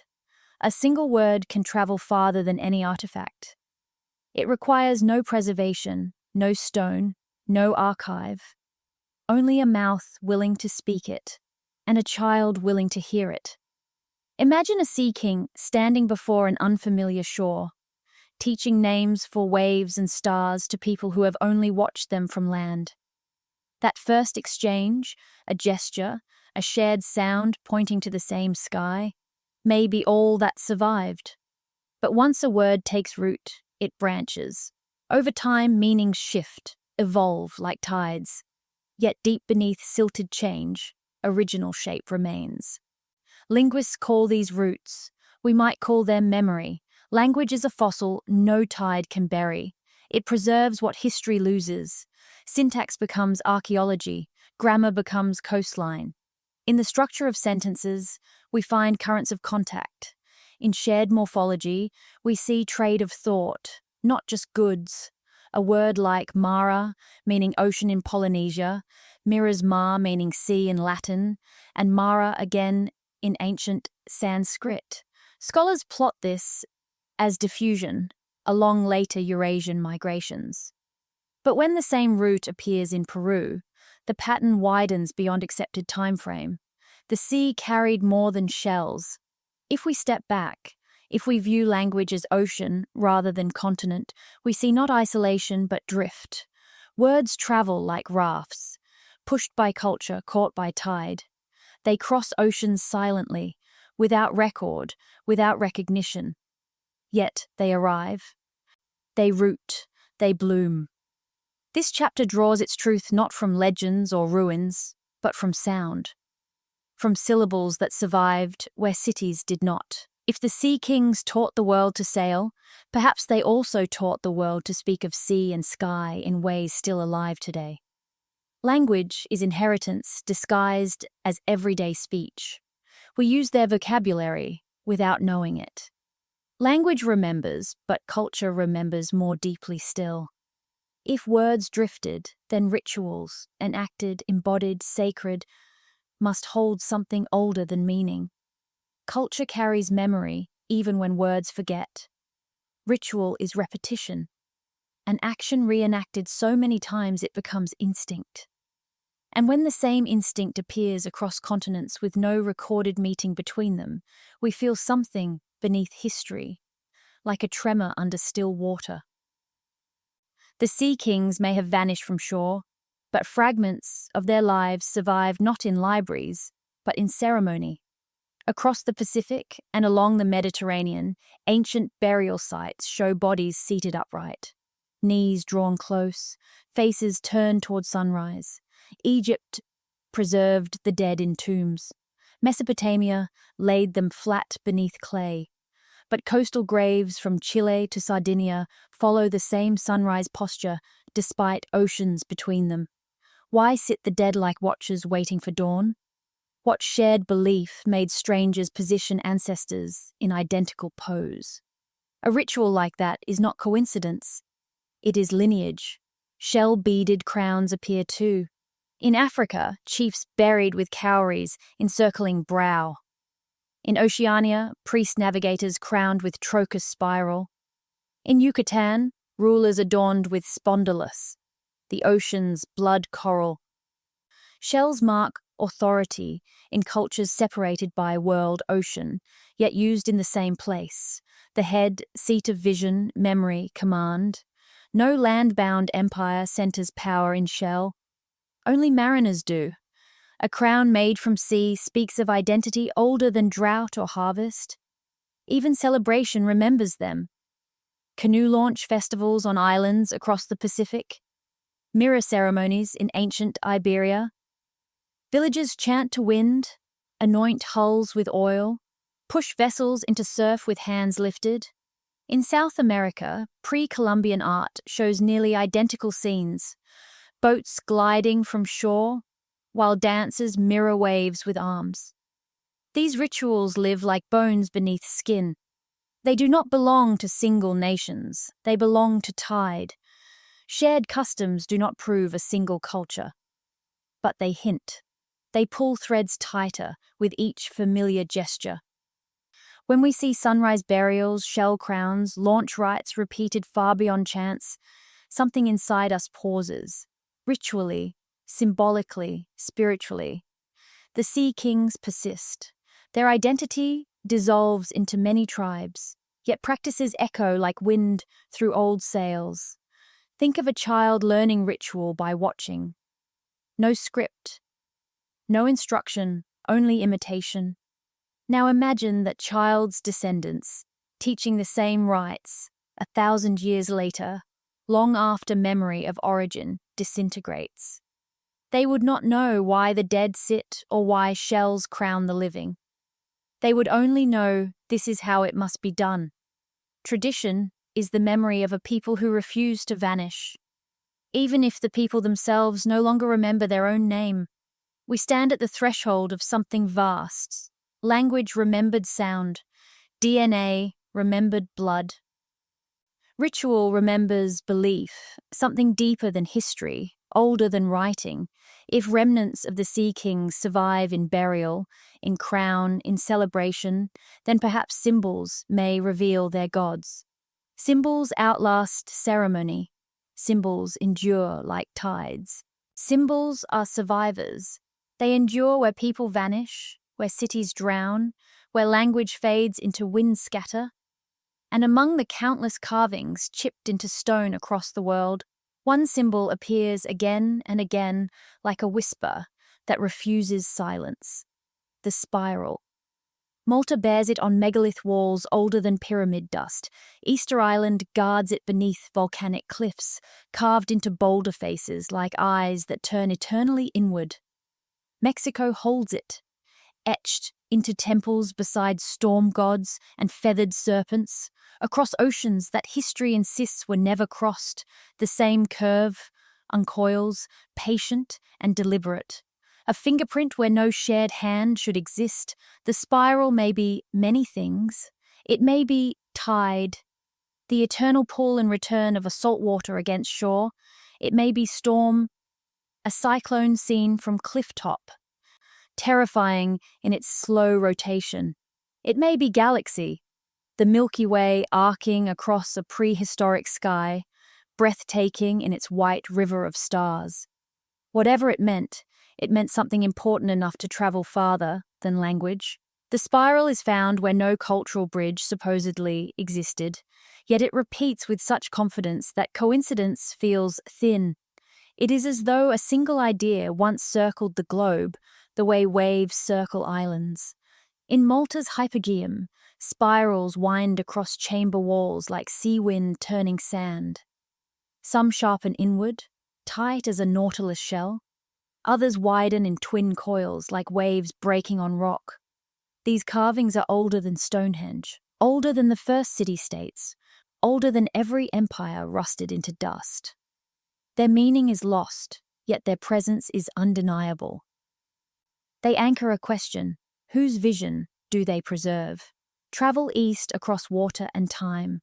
On Easter Island, Rapa Nui, among giant moai statues that stare toward ocean horizon, smaller stones hide spirals pecked into their flanks. Local tradition speaks of a people who arrived by sea, guided by the stars. Ancestors, luminous and strange. The spiral appears near ceremonial platforms where canoes once landed, as if marking arrival, as if marking journey. The same form that spirals inward in Malta spirals outward here, like tide reversed. Cross the world again. Mexico. The spiral marks the temple of the wind god, Etched, and echoes in Maya glyphs representing breath, sky, and cycle, storm and star, creation and return. The same symbol carved where waves crash on limestone cliffs. Once more, oceans separate the cultures. Once more, stone ignores separation. A symbol outlives border. Why does one symbol appear where history says no connection existed? Perhaps it was discovered independently, shaped by universal experience. Storm, tide, night sky swirl. But its recurrence feels intentional. The execution is too similar, too rhythmic, like multiple singers sharing one forgotten song. Spirals are carved with almost identical line weight, orientation, and scale across sites thousands of kilometers apart. These are not crude attempts. They are confident, fluid. The hand of someone who knew what the line should do. The Sea Kings may have carried the spiral as emblem, as memory, as direction. A spiral resembles a storm, but also resembles a wave unfurling against shore. It resembles a star path, turning overhead, and the shell's priests wore in burial. Perhaps it was navigation code, a symbol of return, or a cosmogram, map of sky and sea intertwined, or simply signature, proof that shipborne culture visited two shores and left mark of presence. Picture a navigator pressing chisel into fresh limestone after weeks of open ocean, waves still in muscle, wind still in hair. He carves spiral, not as art, but as affirmation. We were here. The same spiral, carved again by descendants who barely remember homeland, but remember symbol. And after they vanish, it remains. Culture collapsed, stone endured. The symbol becomes breadcrumb trail, a curve in Malta, a matching curve in Polynesia, another in Oaxaca, where feathers and shells adorn priests painted blue like deep water. Keep following, and spirals appear in burial caves of the Canary Islands, on petroglyphs in Morocco, in rock art across Australia's salt deserts. The Sea Kings may not be named in any scroll, but their mark curls across continents like tide swelling under moon. Spirals are motion. They move inward, memory returning. They move outward, voyage beginning. They are map and myth simultaneously. More symbols wait ahead, deeper and stranger. The spiral opens door but does not answer question. It leads only to next carving, next god, next echo. And so we step forward, knowing that more signs will emerge like constellations. When night grows darker, power leaves symbols behind, and sometimes symbols outlast kingdoms. Across 3 oceans, scattered across continents that history claims never touched, one object repeats with eerie consistency. A crown made not of gold or bronze, but of sea, shells threaded, polished, layered like waves, stone inlays glimmering like tide pool light, a circlet shaped not for a farmer or potter, but for someone who ruled, someone who stood at the edge of water and called it home. In Africa, in Polynesia, in ancient America, rulers wore the ocean on their brows. On the west coast of Africa, archaeologists uncovered graves of high-status figures, adorned with cowrie shells, carved into crest-like patterns. Cowries were currency, yes. But their placement, their symmetry, their crown-like formation speaks to identity beyond trade. They circle the forehead like foam around rock. Their curve mimics the arc of a wave. A land empire might crown with metal, with feathers, with stone, but here, power glistens with salt water. Far across the Pacific, in Polynesian archipelagos, preserved headdresses reveal similar design. Trochus shells, bright pink beneath white polish, arranged in scalloped tiers. Coral beads threaded through hair, fossilized mollusk carved into crest and ridge.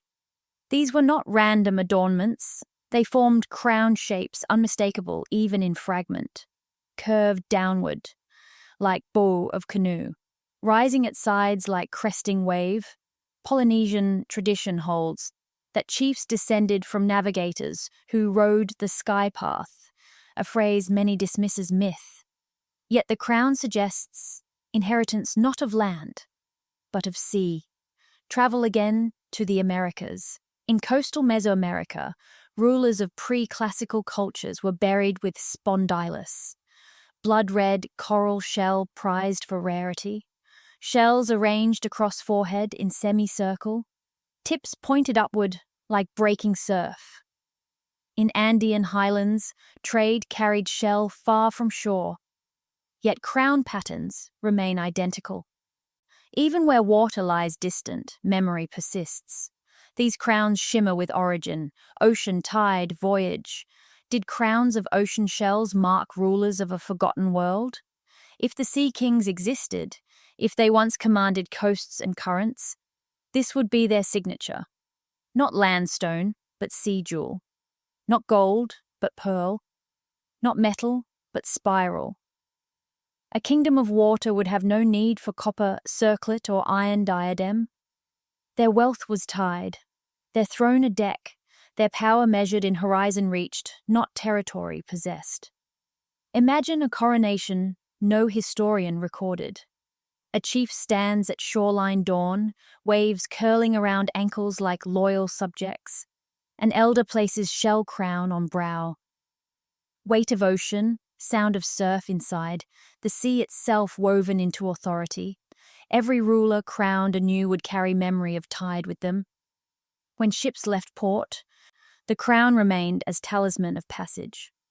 When storms swallowed coast and people fled inland, crowns traveled with survivors, relics of a drowned throne. Future generations forgot the ocean behind them, yet still wore the sea unknowingly. This symbol links continents more powerfully than trade goods ever could. A spiral may represent journey, A crown represents identity.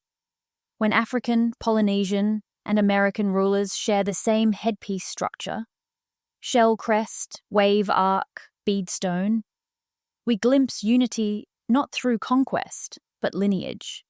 Not empire written in stone, but empire breathed through salt. These crowns feel like signposts pointing not to one culture, but to inheritance scattered like constellation. Visualize the object itself. Cool shell against skin, smooth inner curve, ridged outer form like storm whitecap. Coral pieces glint red, echoing sunset reflected on water. Wave pattern carved along edge, repeated like mantra. This is not coincidence. It is memory turned artifact. Scholars argue diffusion occurred later. Spanish trade, African migration, Polynesian expansion, but many crowns predate those histories. Shell headdresses in West Africa long predate Indian Ocean crosswinds. Spondylus burial patterns in America predate Polynesian arrival window. And Polynesian crests echo designs found near ancient Mediterranean coasts older than Phoenician timeline. Separate invention is possible, yet repetition is too clear, form too precise. Better to ask what ocean carried this idea than to pretend land grew it alone. The sea kings may have crowned their rulers in tidecraft, shells and stone chosen for strength in water, not weakness in forge. A crown-like wave means authority rooted in current, not soil. When seas rose, these crowns became relics of power drowned, yet survivors kept them, hid them, replicated them long after origin faded. Ritual demands repetition, even when meaning is forgotten. One crown fragment found in the Caribbean bears spiral and crest together, symbols united like story remembering itself. Malta holds fragment of similar motif carved on temple stone. In Vanuatu, a crown stone matching shape appears in burial mound, older than local tradition explains. The network widens, threads pulling tight across centuries. More symbols wait. One darker, more powerful, more elemental. If the spiral marked journey and crown signified rule, another motif reveals catastrophe and reverence, the storm. The last symbol of the Sea King swirls ahead, like thunder waiting to speak. Stories of gods dying in water ripple across the world like a single memory, fractured into many tongues. In Egypt, the sun god Ra battles the endless flood beneath the horizon each night. In Polynesia, Tangaroa swallows fire and light, returning it only by dawn. In Mesoamerica, the sun falls into ocean darkness before being reborn through sacrifice. Myths change shape, yet their bones align. Light descends, sea consumes, something divine is lost beneath the waves. It reads as theology, but feels like history slowly reshaped by grief. If the Sea Kings ruled by tide, if their greatness depended on coastlines that no longer exist, then their fall would look like sunset dragged into ocean. Not a battle, not a war, a drowning. And survivors, unable to preserve fact through stone or script, remembered through myth. A sun god swallowed by water is more than symbol. It is elegy. It is a civilization vanishing beneath rising tide while the world watches powerless. Across Indonesia, legends speak of a bright people who angered the sea and were washed away. In West Africa, tales describe the sun-bearer pulled beneath waves by jealous spirits. Among the Maya, texts hint at a previous age, ended by flood, its rulers burned out like day. Polynesian chants tell of sky travelers who shone like daylight before the ocean took them. These fragments do not prove one story, but they echo one loss. Did gods drown, or did people? The question presses like weight beneath deep water. Perhaps those luminous beings remembered in song were simply the Sea Kings, human yet extraordinary in skill. When their harbours vanished and their sails found no refuge, their end may have looked supernatural to the survivors. A people who once commanded oceans could not command the sea that rose against them. Their sun, their power, fell into blue, and memory, unable to explain, made divinity of their defeat. Statues found in submerged temples show solar crowns wrapped in shell spirals, rays carved like waves. Some hold paddles instead of scepters, others sit like captains at helm.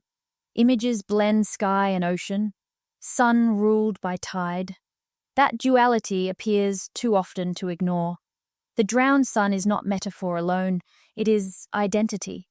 The sea kings may have seen themselves as children of sky and water both. Navigators reading stars reflected in waves. When they fell, myth preserved contrast. Light extinguished by sea. The final flicker of their story lives not in ritual or language, but in this shared symbol of loss. A god who sets into water and disappears. A light swallowed. A kingdom gone beneath horizon. Myth remembers what history forgets because grief refuses silence. And yet, relics may remain, not as story, but as artifact. Metal, bone, stone, weathered by tide. If the sea kings lived and died, fragments of their world may still sleep underwater. Some relics refuse translation. They do not fit timelines, do not belong to empires, do not resemble anything we expect from the ancient world. Among the most unsettling are fragments of metal, retrieved from shipwrecks older than cities, scraped from reefs where anchors should not be, lifted from trenches where no recorded sailor ever passed. These pieces glint like questions. Their surfaces resist corrosion even after centuries in salt water.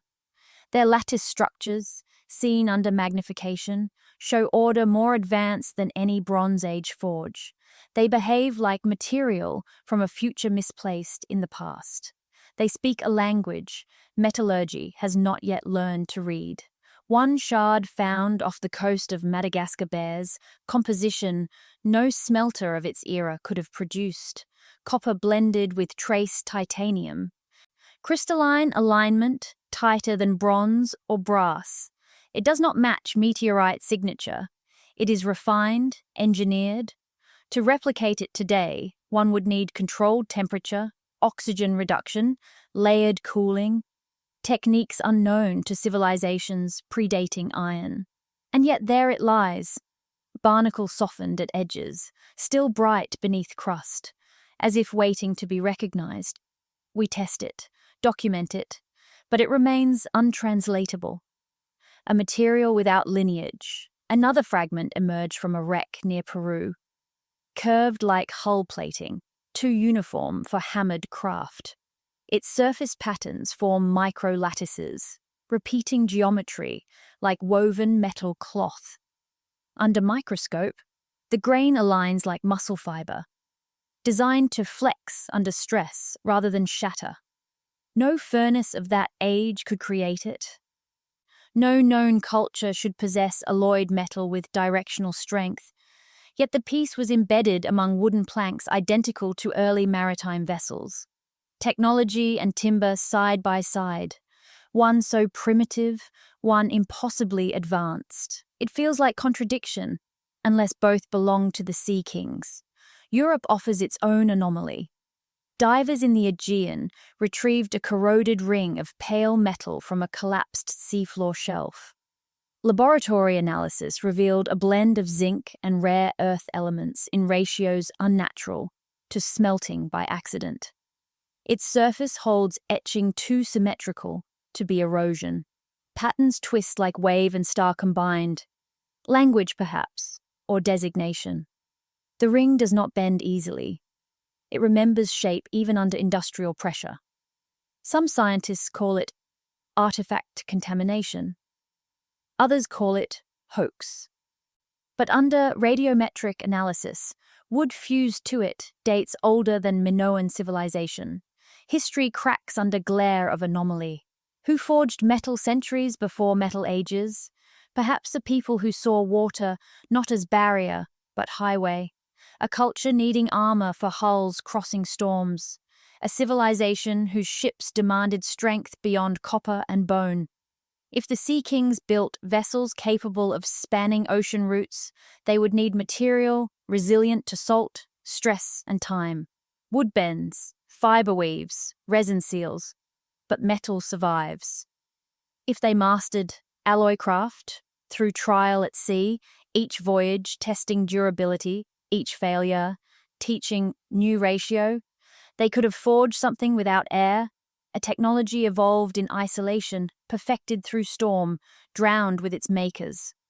Picture an ancient shipyard under tropical dawn, furnaces fueled by mangrove charcoal, bellows pumping like lungs, ore sorted by color and sound, tapped with stone, judged by resonance, slag flows, ore cools, crystals align in patterns no surviving text describes, hands trained by wind and wave-shaped metal, not for swords, but for hull, panels hammered, using curved anvils built for a vessel's arc, rivets cast to resist salt, like fish skin resists scale cutter.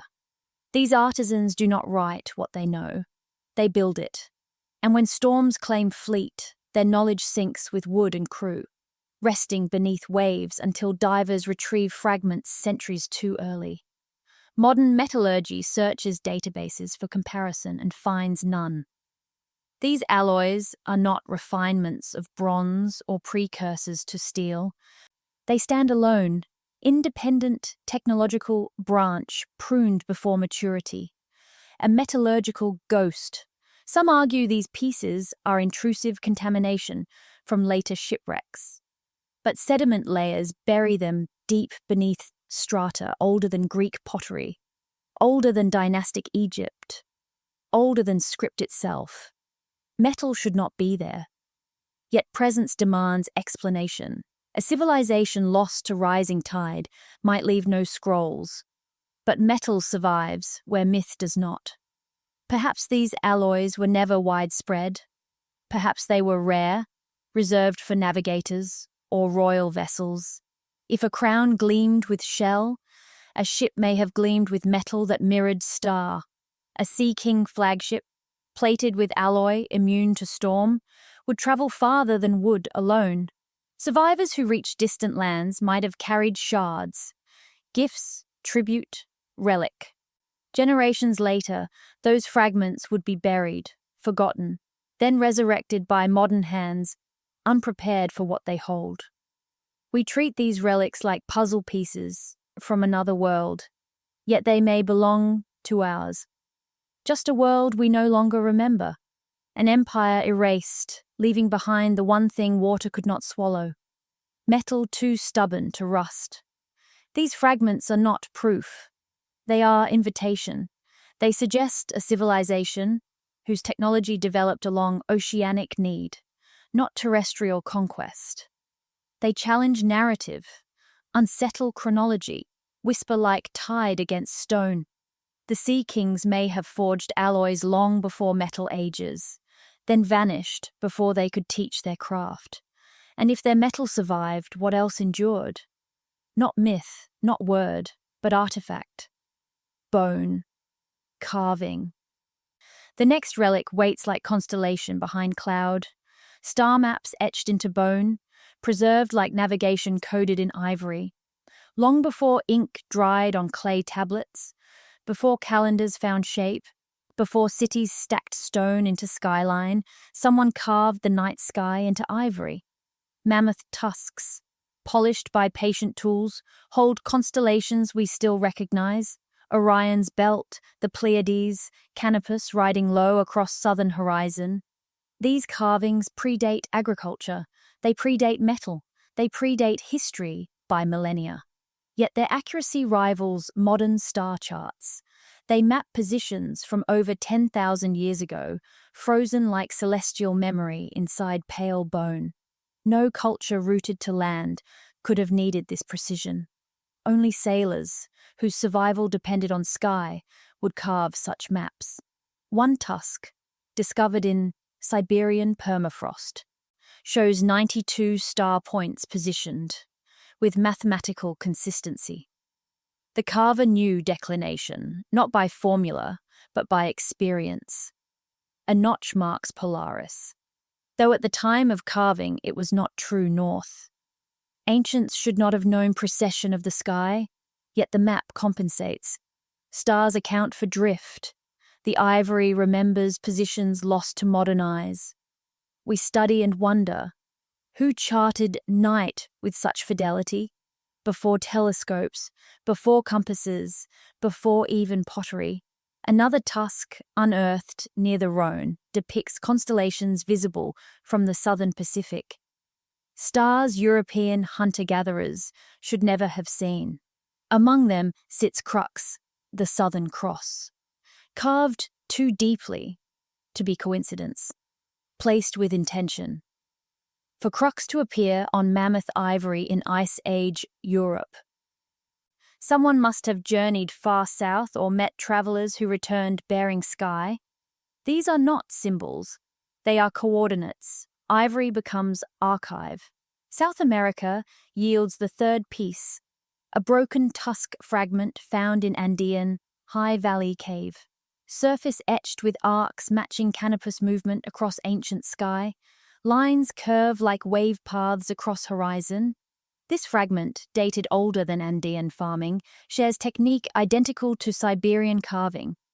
Same incision angle, same depth rhythm, same method of polishing. Two continents, divided by ocean, share artisan hand, or share teacher. Did they navigate by stars we barely understand today? Modern sailors rely on GPS, satellites, sextants. But this ivory constellation predates all by thousands of years. Whoever made it carried sky in mind like scripture.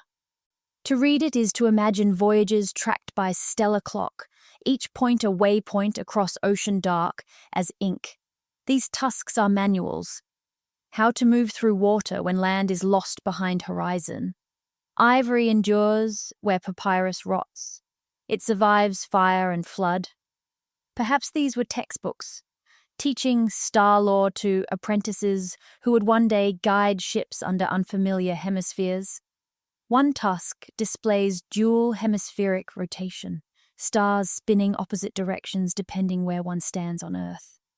Such knowledge implies travel across equator, not local hunting ground. The sea kings, if they lived, mastered hemispheric sky. These carvings prove nothing alone, yet they whisper possibility. Imagine a navigator kneeling beside campfire, tusk across, lap glowing amber. Fingers trace Pleiades, counting nights until trade wind shifts. Apprentice watches, memorizes, inherits sky. When ship leaves harbour, ivory remains ashore as anchor of knowledge. When empire drowns, tusk buried in cave waits for rediscovery thousands of years later. We hold artifact without story, yet story clings like shadow. Why carve stars into bone instead of stone? Ivory travels, it floats, it can be packed into hull alongside obsidian and shell crowns. It gains polish from hands, from tide spray from time. Stone anchors memory to place. Ivory carries memory across sea. A mobile archive, a sailor's scripture. Researchers call these carvings anomalous, isolated, but anomalies divided across continents form pattern. Ivory from Siberia, Rhone, Andes aligned like constellation themselves. 3 points marking triangle of ancient root. Connect them and ocean fills center. Connect them, and sea kings rise like myth returning. This relic is not final. It gestures toward something larger. A lost archive that once held maps not in bone but in library unknown, perhaps still waiting under waves. If ivory preserved sky, what preserved history? What record remains unseen? Some stories sound like dreams until evidence rises like a shadow from the deep. Whispered across coastal folklore is a tale that resurfaces wherever waves break on old stone. A library beneath the sea, not metaphor, not temple, a vault of knowledge sealed against time when the tides began to climb. Fishermen speak of pillars in blue-green twilight. Divers return pale, claiming they brushed carved tablets in silence where no current should flow. Legends describe scrolls preserved in coral, ink locked away like breath in pearl. They call it myth, yet myth has been right before. Imagine rows of stone shelves, each bearing slabs etched with tide lore. Routes across equatorial winds, moon cycles for safe crossing, constellations describing return paths. Perhaps resin-sealed jars once held bark script or fiber text, recording seeds traded, storms survived, kings crowned. If the sea kings knew their world was drowning, if they foresaw the tide rising beyond recall, they may have built archive instead of monument, a memory forged for future eyes. People who rule oceans think like water. They store knowledge where land cannot claim it. Off the coast of India, sonar reveals rectilinear structures too regular for coral. Off Cuba, divers filmed what looks like paved plaza beneath sapphire calm. In the Mediterranean, stone blocks sit at depth beyond Bronze Age harbour reach. None are proved, none are certain. But certainty has never been the birthplace of discovery. Hope is. What if history sleeps underwater, waiting to be read? What if the library exists, not as rows of scrolls, but as carving, bone, alloy, and ruin? Each artifact a page, each coastline a chapter. The sea kings may have left more than fragments. They may have stored their world beneath waves precisely because waves had already become destiny. To approach this idea, we must loosen expectation. A library need not resemble Alexandria. It may be a seafloor terrace where ivory constellations and metal shards rest like fallen books. It may be cave sealed by tide, opened only when currents shift. It may be strata itself, layers of memory, compressed by centuries of salt. Archaeology is young compared to ocean. We have mapped surface sky better than sea floor. In deep trenches lies time unturned. Divers searching Yonaguni speak of corridors like hallways. Explorers of Cuba's plateau describe glyphs impossible to form by accident. Skeptics dismiss them. Believers lean closer. Somewhere between lies truth. This chapter closes with possibility, submerged, but not drowned. The sea kings may have built archive where no fire could burn it, where only ocean guards entrance. If the library exists, it waits like dawn beneath horizon. Unseen, inevitable. The sea is more than water. It is memory given movement. It keeps what we lose, hides what we fear, and returns fragments only when it chooses. In the silence of depth, where sunlight dissolves into blue dusk, the past lies folded like a sleeping giant. Bones soften into sand. Statues breathe coral. Timber becomes ghost. The sea kings have no monuments on land, no inscriptions carved into empire stone, yet the ocean remembers them. It holds their story in currents, in silt, in rustless metal that should not exist. It whispers across shoals and reefs, like a language older than words. We drift above ruins no kingdom claims, terraces bathed in shadow, pillars half consumed by sponge, arches where fish swim like worshippers through drowned aisles. These are not accidents. They are architecture swallowed, not broken. Waves slide through doorways where priests once stood. The tide is careful with memory. It does not destroy, it transforms. Coral grows where crown once gleamed. Seagrass curls around abandoned hearths. Time here does not erase, it translates. The ocean carries names no mouth can speak now. It rolls them inside tide until syllables smooth into sound. Hush of wave, crack of foam on stone, sigh of deep water. If we listen long enough, the sea seems to speak of people who once ruled it. Navigators who read sky like scripture, who carved constellations into ivory, who crossed worlds in silence long before history dared record horizon. Their kingdom drowned, but their echoes do not. Maybe the sea remembers what we lost. Currents move like knowledge passed from parent to child. Storms repeat, rotation like spiral, carved into Malta stone. Tides follow moon as they did when sea kings called it compass. Nothing is random here. Every wave is a ghost returning to shore. We sail across their graves without knowing, drop anchors above ancient plazas, harvest fish from gardens grown in shattered temples. Yet the ocean tells us gently, in fragments instead of answers, that forgetting is never complete. In distant archipelagos, chants hold rhythms shaped like tide. In desert coastlines, burial rites mimic sunrise as if waiting for ships long gone. Seeds from foreign shores still grow in soils they do not belong to. These are footprints the ocean could not swallow. Culture is driftwood. Even broken, it floats. And when it reaches a new beach, it roots. The sea kings vanish like light beneath water, but what they built still swims beneath us. A network once spanning oceans breathes inside DNA, inside language, inside rituals sewn into life so deeply, people no longer ask where they came from. An empire may fall, but pattern survives. Like tide remembering coastline even after maps change. We return finally to the sea itself, not as villain, but witness. It did not destroy them out of malice. It only followed its nature. To move, to rise, to reclaim land borrowed during colder age. Civilizations are temporary guests upon coastline. The ocean is eternal host. When the water rose, it took back what was always its own. Yet the ocean also preserves. Where fire burns to ash, salt water embalms. Where dust scatters, silt shelters. Beneath waves, art sleeps unweathered. Metal whispers, chemistry beyond its era. Bones linger like prayers. Somewhere below thermocline, a library may wait in coral vault. Somewhere in trench, a hull may remain intact. Star maps still etched across beam. We have only grazed surface. The sea kings are gone, but not erased.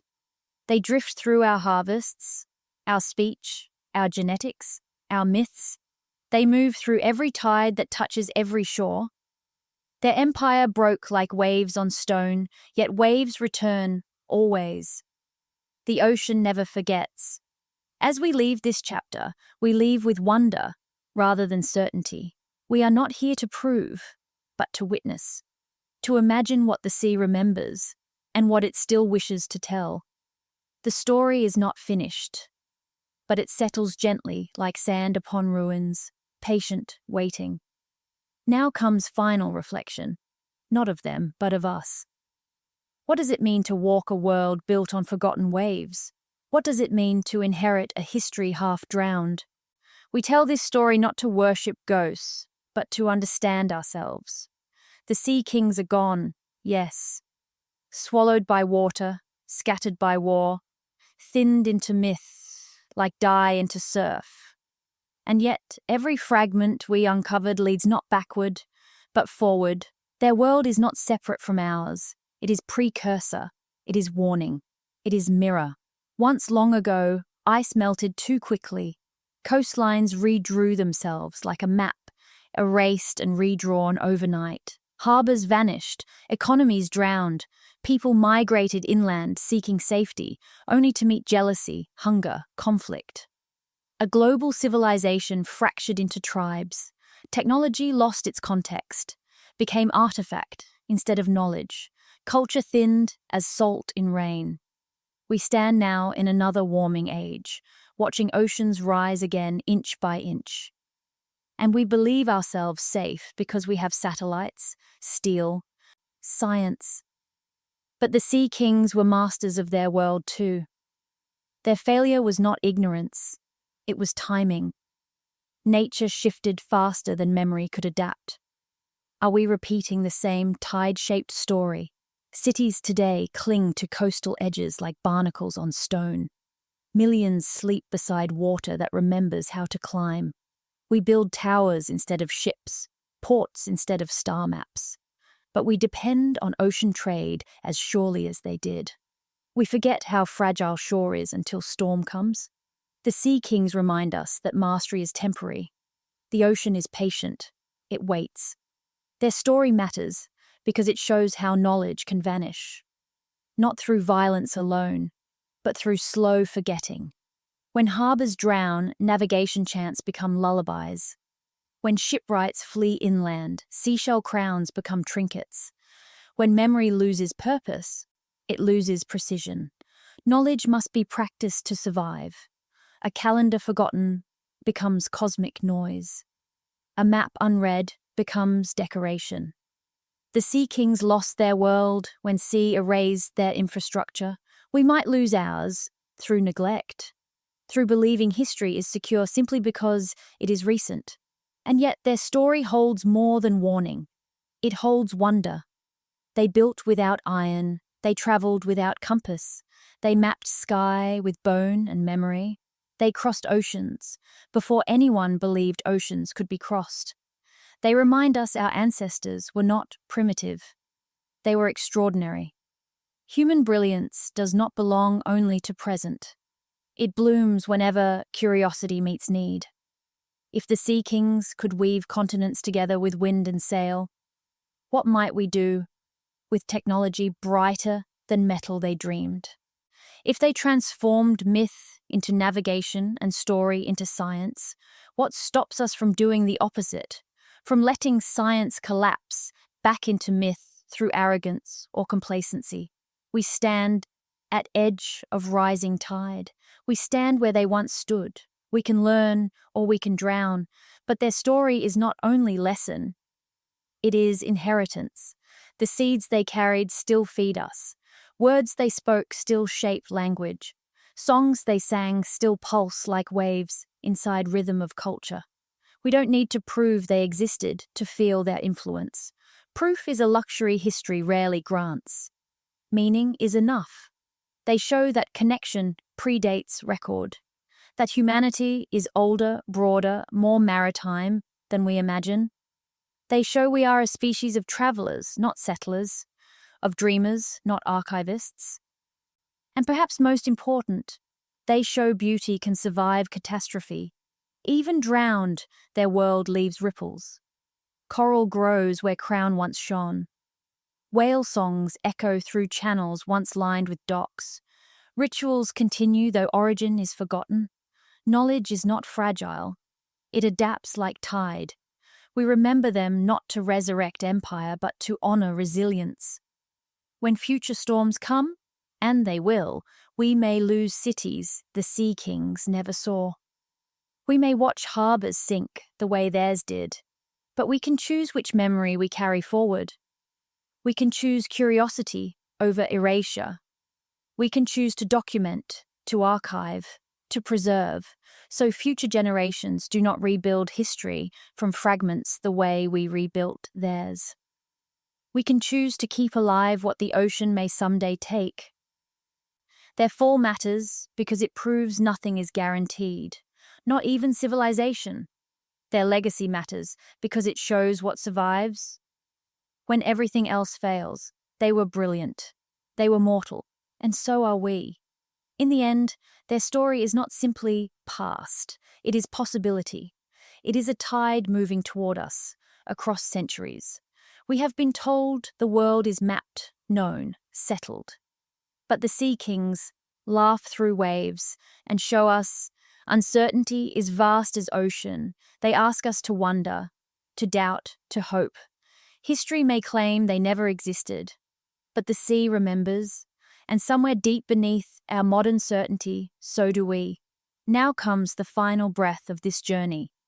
Not answer, but silence. Not conclusion, but tide falling away from shore, leaving glimmer of something ancient beneath foam. The last words do not explain, they echo. The wave does not vanish when it meets shore. It withdraws, reshapes, returns. The story of the Sea Kings moves like that. It arrives with force, leaves foam on sand, then slips back into quiet. We close not with certainty, but with tide, ebbing slowly through memory. Ruins rest beneath blue, dark water. Constellations drift above. Between them hangs a silence full of echoes, as if the ocean breathes names we once knew. Civilizations rise the way tides rise. Drawn upward by hope, by innovation, by the pull of stars and hunger and belief.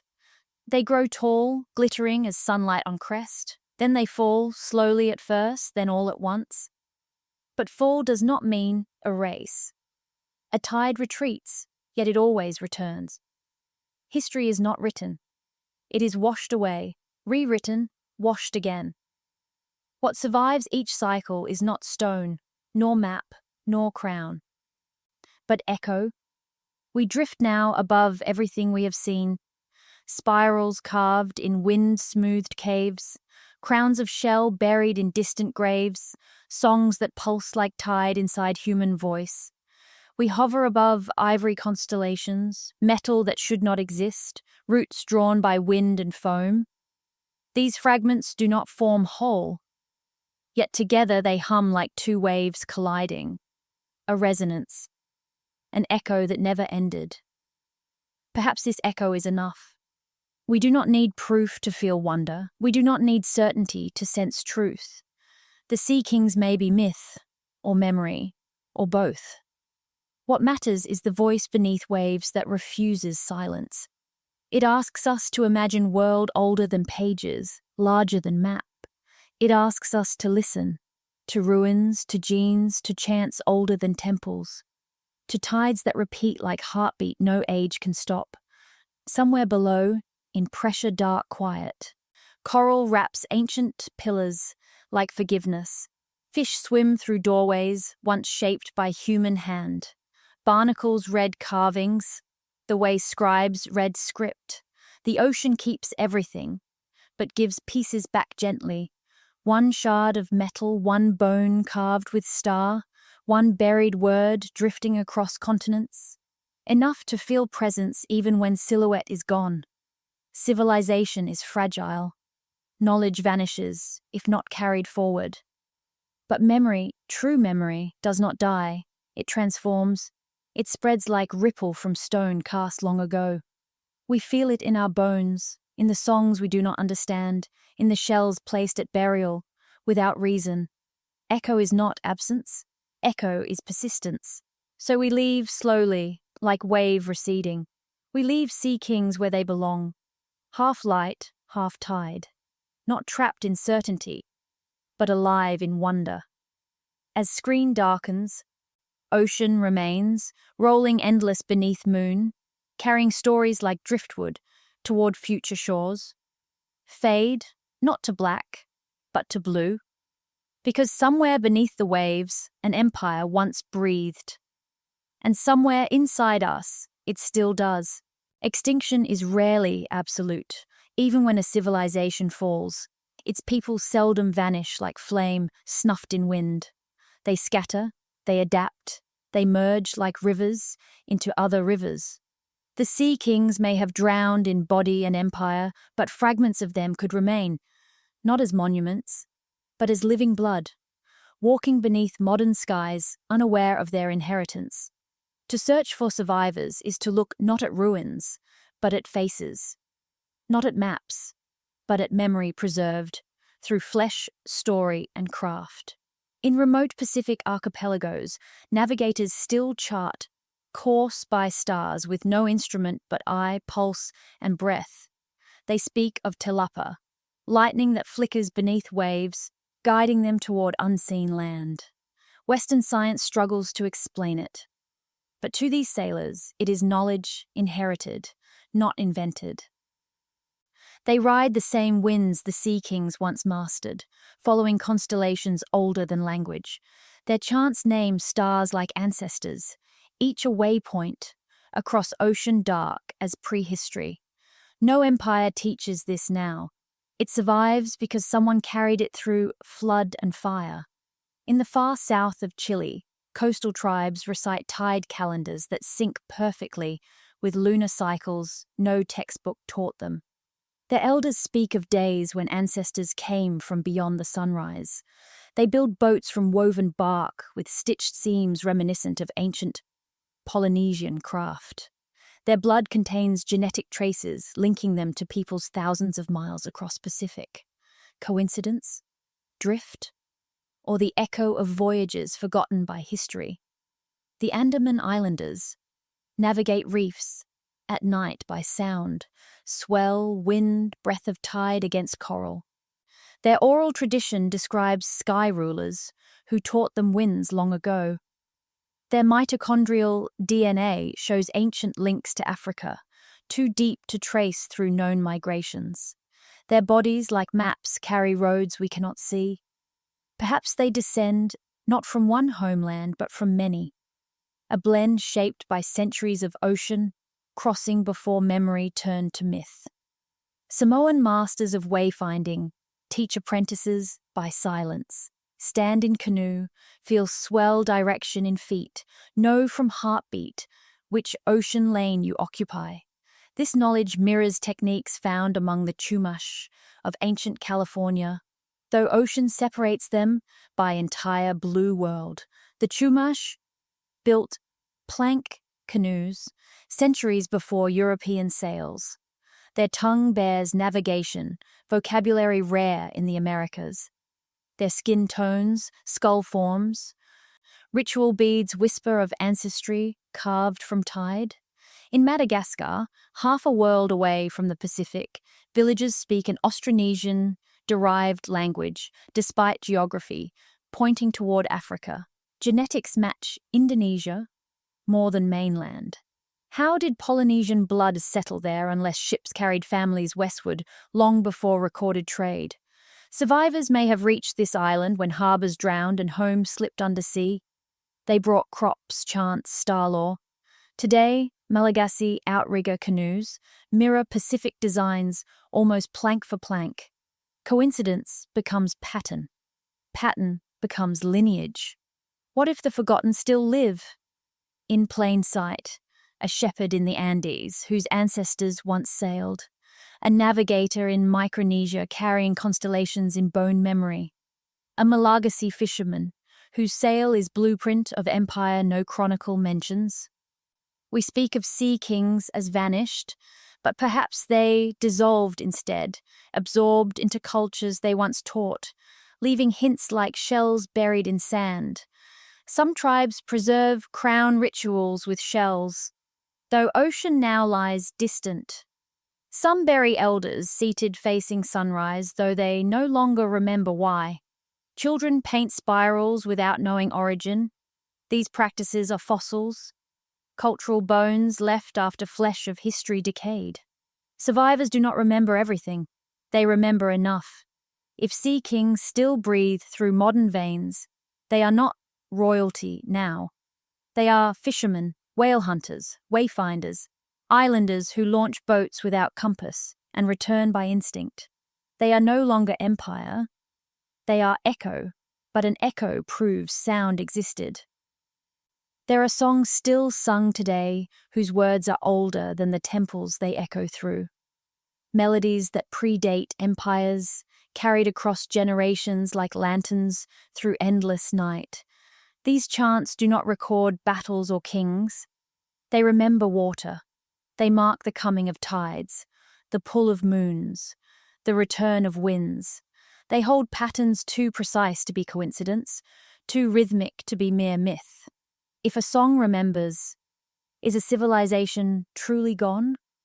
In the Marquesas, elders sing a chant, with 8-beat cadence, rising and falling like swell against coral reef.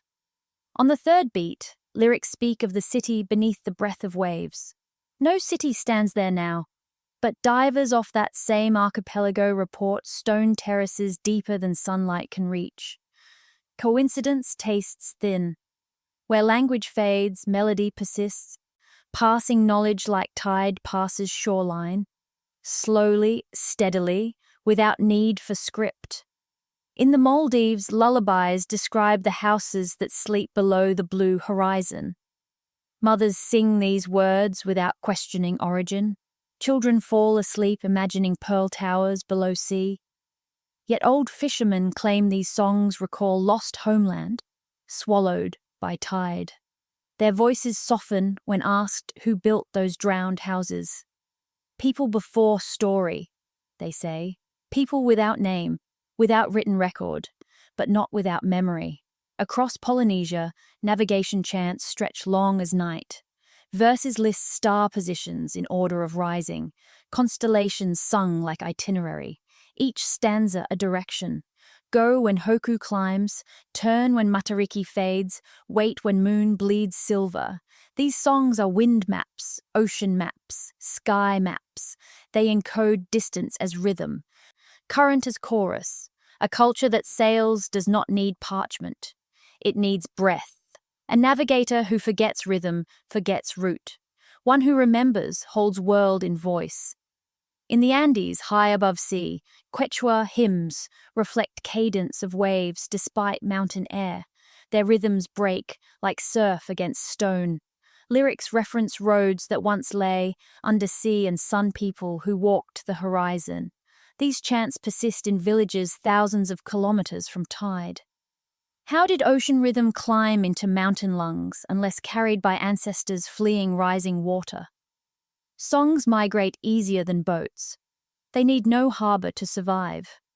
Among the Ainu of northern Japan, ceremonial drums mimic pulse of rising tide. Slow beginning, crescendo crest, sudden hush. Their flood myth speaks of a people who rode storms like animals. Words resonate with Pacific tales. Andean chants, African coastal poetry. Stories differ in detail, but share shape. Ocean rises, world changes, survivors remember through song. Sound becomes archive. Rhythms carry more than memory. They carry mathematics. Some Pacific wayfinding chants align with lunar cycle lengths, solar declination, even seasonal current shifts. When sung in full, they form perfect calendar, not solar, not agricultural, maritime, a calendar for sailors, a calendar for kings of tide. It is difficult to call this coincidence when the same rhythm appears in early Melanesian songs and pre-Columbian rowing chants. Two worlds linked by no historian, yet united in meter. Words mutate over centuries, but pace remains. Rhythm is harder to erase. A 3-pulse rise reflects swell. A 5-pulse break marks shift in wind. Songs built like tide tables outlast literacy. Children memorize what ancestors once calculated. The sea kings, if they existed, left no parchment. They left heartbeat. Some songs speak directly of loss. In Hawaii, old Malay mourn the land that slipped into sea like tired God. In West Africa, coastal dirges describe an empire drowned beyond the breath of sun. Maya fragments recount fourth world ending in water, fifth born in shadow. Sound mirrors myth, mirrors history. Music becomes fossil. If a song remembers, is a civilization truly gone? The sea kings may have vanished in stone, in scroll, in steel, but sound carries farther than artifact. A lullaby hummed by mother to child can survive longer than palace. A rowing chant repeated beneath moon persists longer than monument. Songs do not rely on land. They drift like rafts. Imagine a survivor watching harbor sink into ocean. His ship broken, his crown of shell abandoned. He carries one thing inland, song. He teaches his children rhythm of tide, long after tide stops reaching doorstep. Generations later, family becomes tribe becomes nation. But melody lives on, stripped of context, yet rich with memory. When descendants sing, they unknowingly echo drowned world. We cannot carbon date music, we cannot excavate rhythm, but we can hear age in tone, weight in pattern. And in these ancient chants, in their tidal breathing, their ocean cadence, something vast stirs, a memory not of myth, but of people, sailors, survivors, kings who commanded horizon until horizon consumed them. Songs older than civilization still breathe today. They ask not to prove, but to be heard. And listening leads us to final reflection, the tapestry of memory, evidence, myth, and relic woven into one question. What do we do with a civilization half forgotten, half remembered by sea? No civilization ends in a single moment. It fades like twilight, slow, then suddenly gone. The sea kings may have ruled wind and water for thousands of years, but even mastery cannot halt tide. Imagine their final fleet departing shore at dusk, sails pale as ghostlight, crests of waves catching gold like embers. Storm clouds gather on horizon, wind tastes of ending. The last sailors stand barefoot on planks smoothed by generations, hands knowing, rope by memory alone. They look to stars that guided ancestors across worlds, but tonight the sky is fractured by lightning. The water they once commanded rises against them, wild and unfamiliar. Yet they push from harbour anyway, because ocean has always been home, because kingdoms cannot stay ashore. When sea calls, wind thickens, rain bites sharp, sails strain like wings against storm, voices chant navigation, prayers older than any throne. One ship drops behind, then another. Crest becomes trough, becomes dark. Some vessels turn back toward hills, others vanish inside rain like breath disappearing in cold. The horizon swallows them without sound. No chronicler writes their names, no monument marks their final course. Only memory keeps faint shape. White sails cutting slate sky like last heartbeat. Those who survived never sailed that route again. Children born inland heard only echo of ocean, inside song. Crown of shell became burial relic, spiral carved on stone lost meaning. Metal shards slept beneath coral. Language wore thin like rope, but something went on. Not empire, but ripple. A wave continues long after stone no longer remembers impact. An age can die, yet ripple through eternity. The sea kings may have watched horizon, close like eyelid, but their influence moved outward like tide pulling sand. Crops outlived ports, words outlived metal, songs outlived sail. The world today carries fragments we rarely see. Canoe ceremonies from dawn empire, star lore from ivory charts, shells placed on brow without knowing why. Picture the last ship disappearing into storm. Mast shivering, crew silent, only deep pulse of ocean beneath. Perhaps they believed they would return. Perhaps they vanished beyond cyclone into new shore history never recorded. Or perhaps they sank with stars reflected in eyes. Seeing the sky one final time through water. Their ending was not flame nor conquest. It was weather. It was tide. We stand centuries removed, yet storm persists inside culture. Traditions recur like currents repeating paths they once carved. The memory of a world connected by sea drifts through us like faint swell under still surface. The empire breaks like waves on stone, but waves never leave ocean. They rise again. This chapter closes like sail folding into night, quiet, inevitable. We have followed relics, genes, language, song. Now we lift gaze toward horizon of meaning. The sea kings may be gone, yet they remain in everything water touches.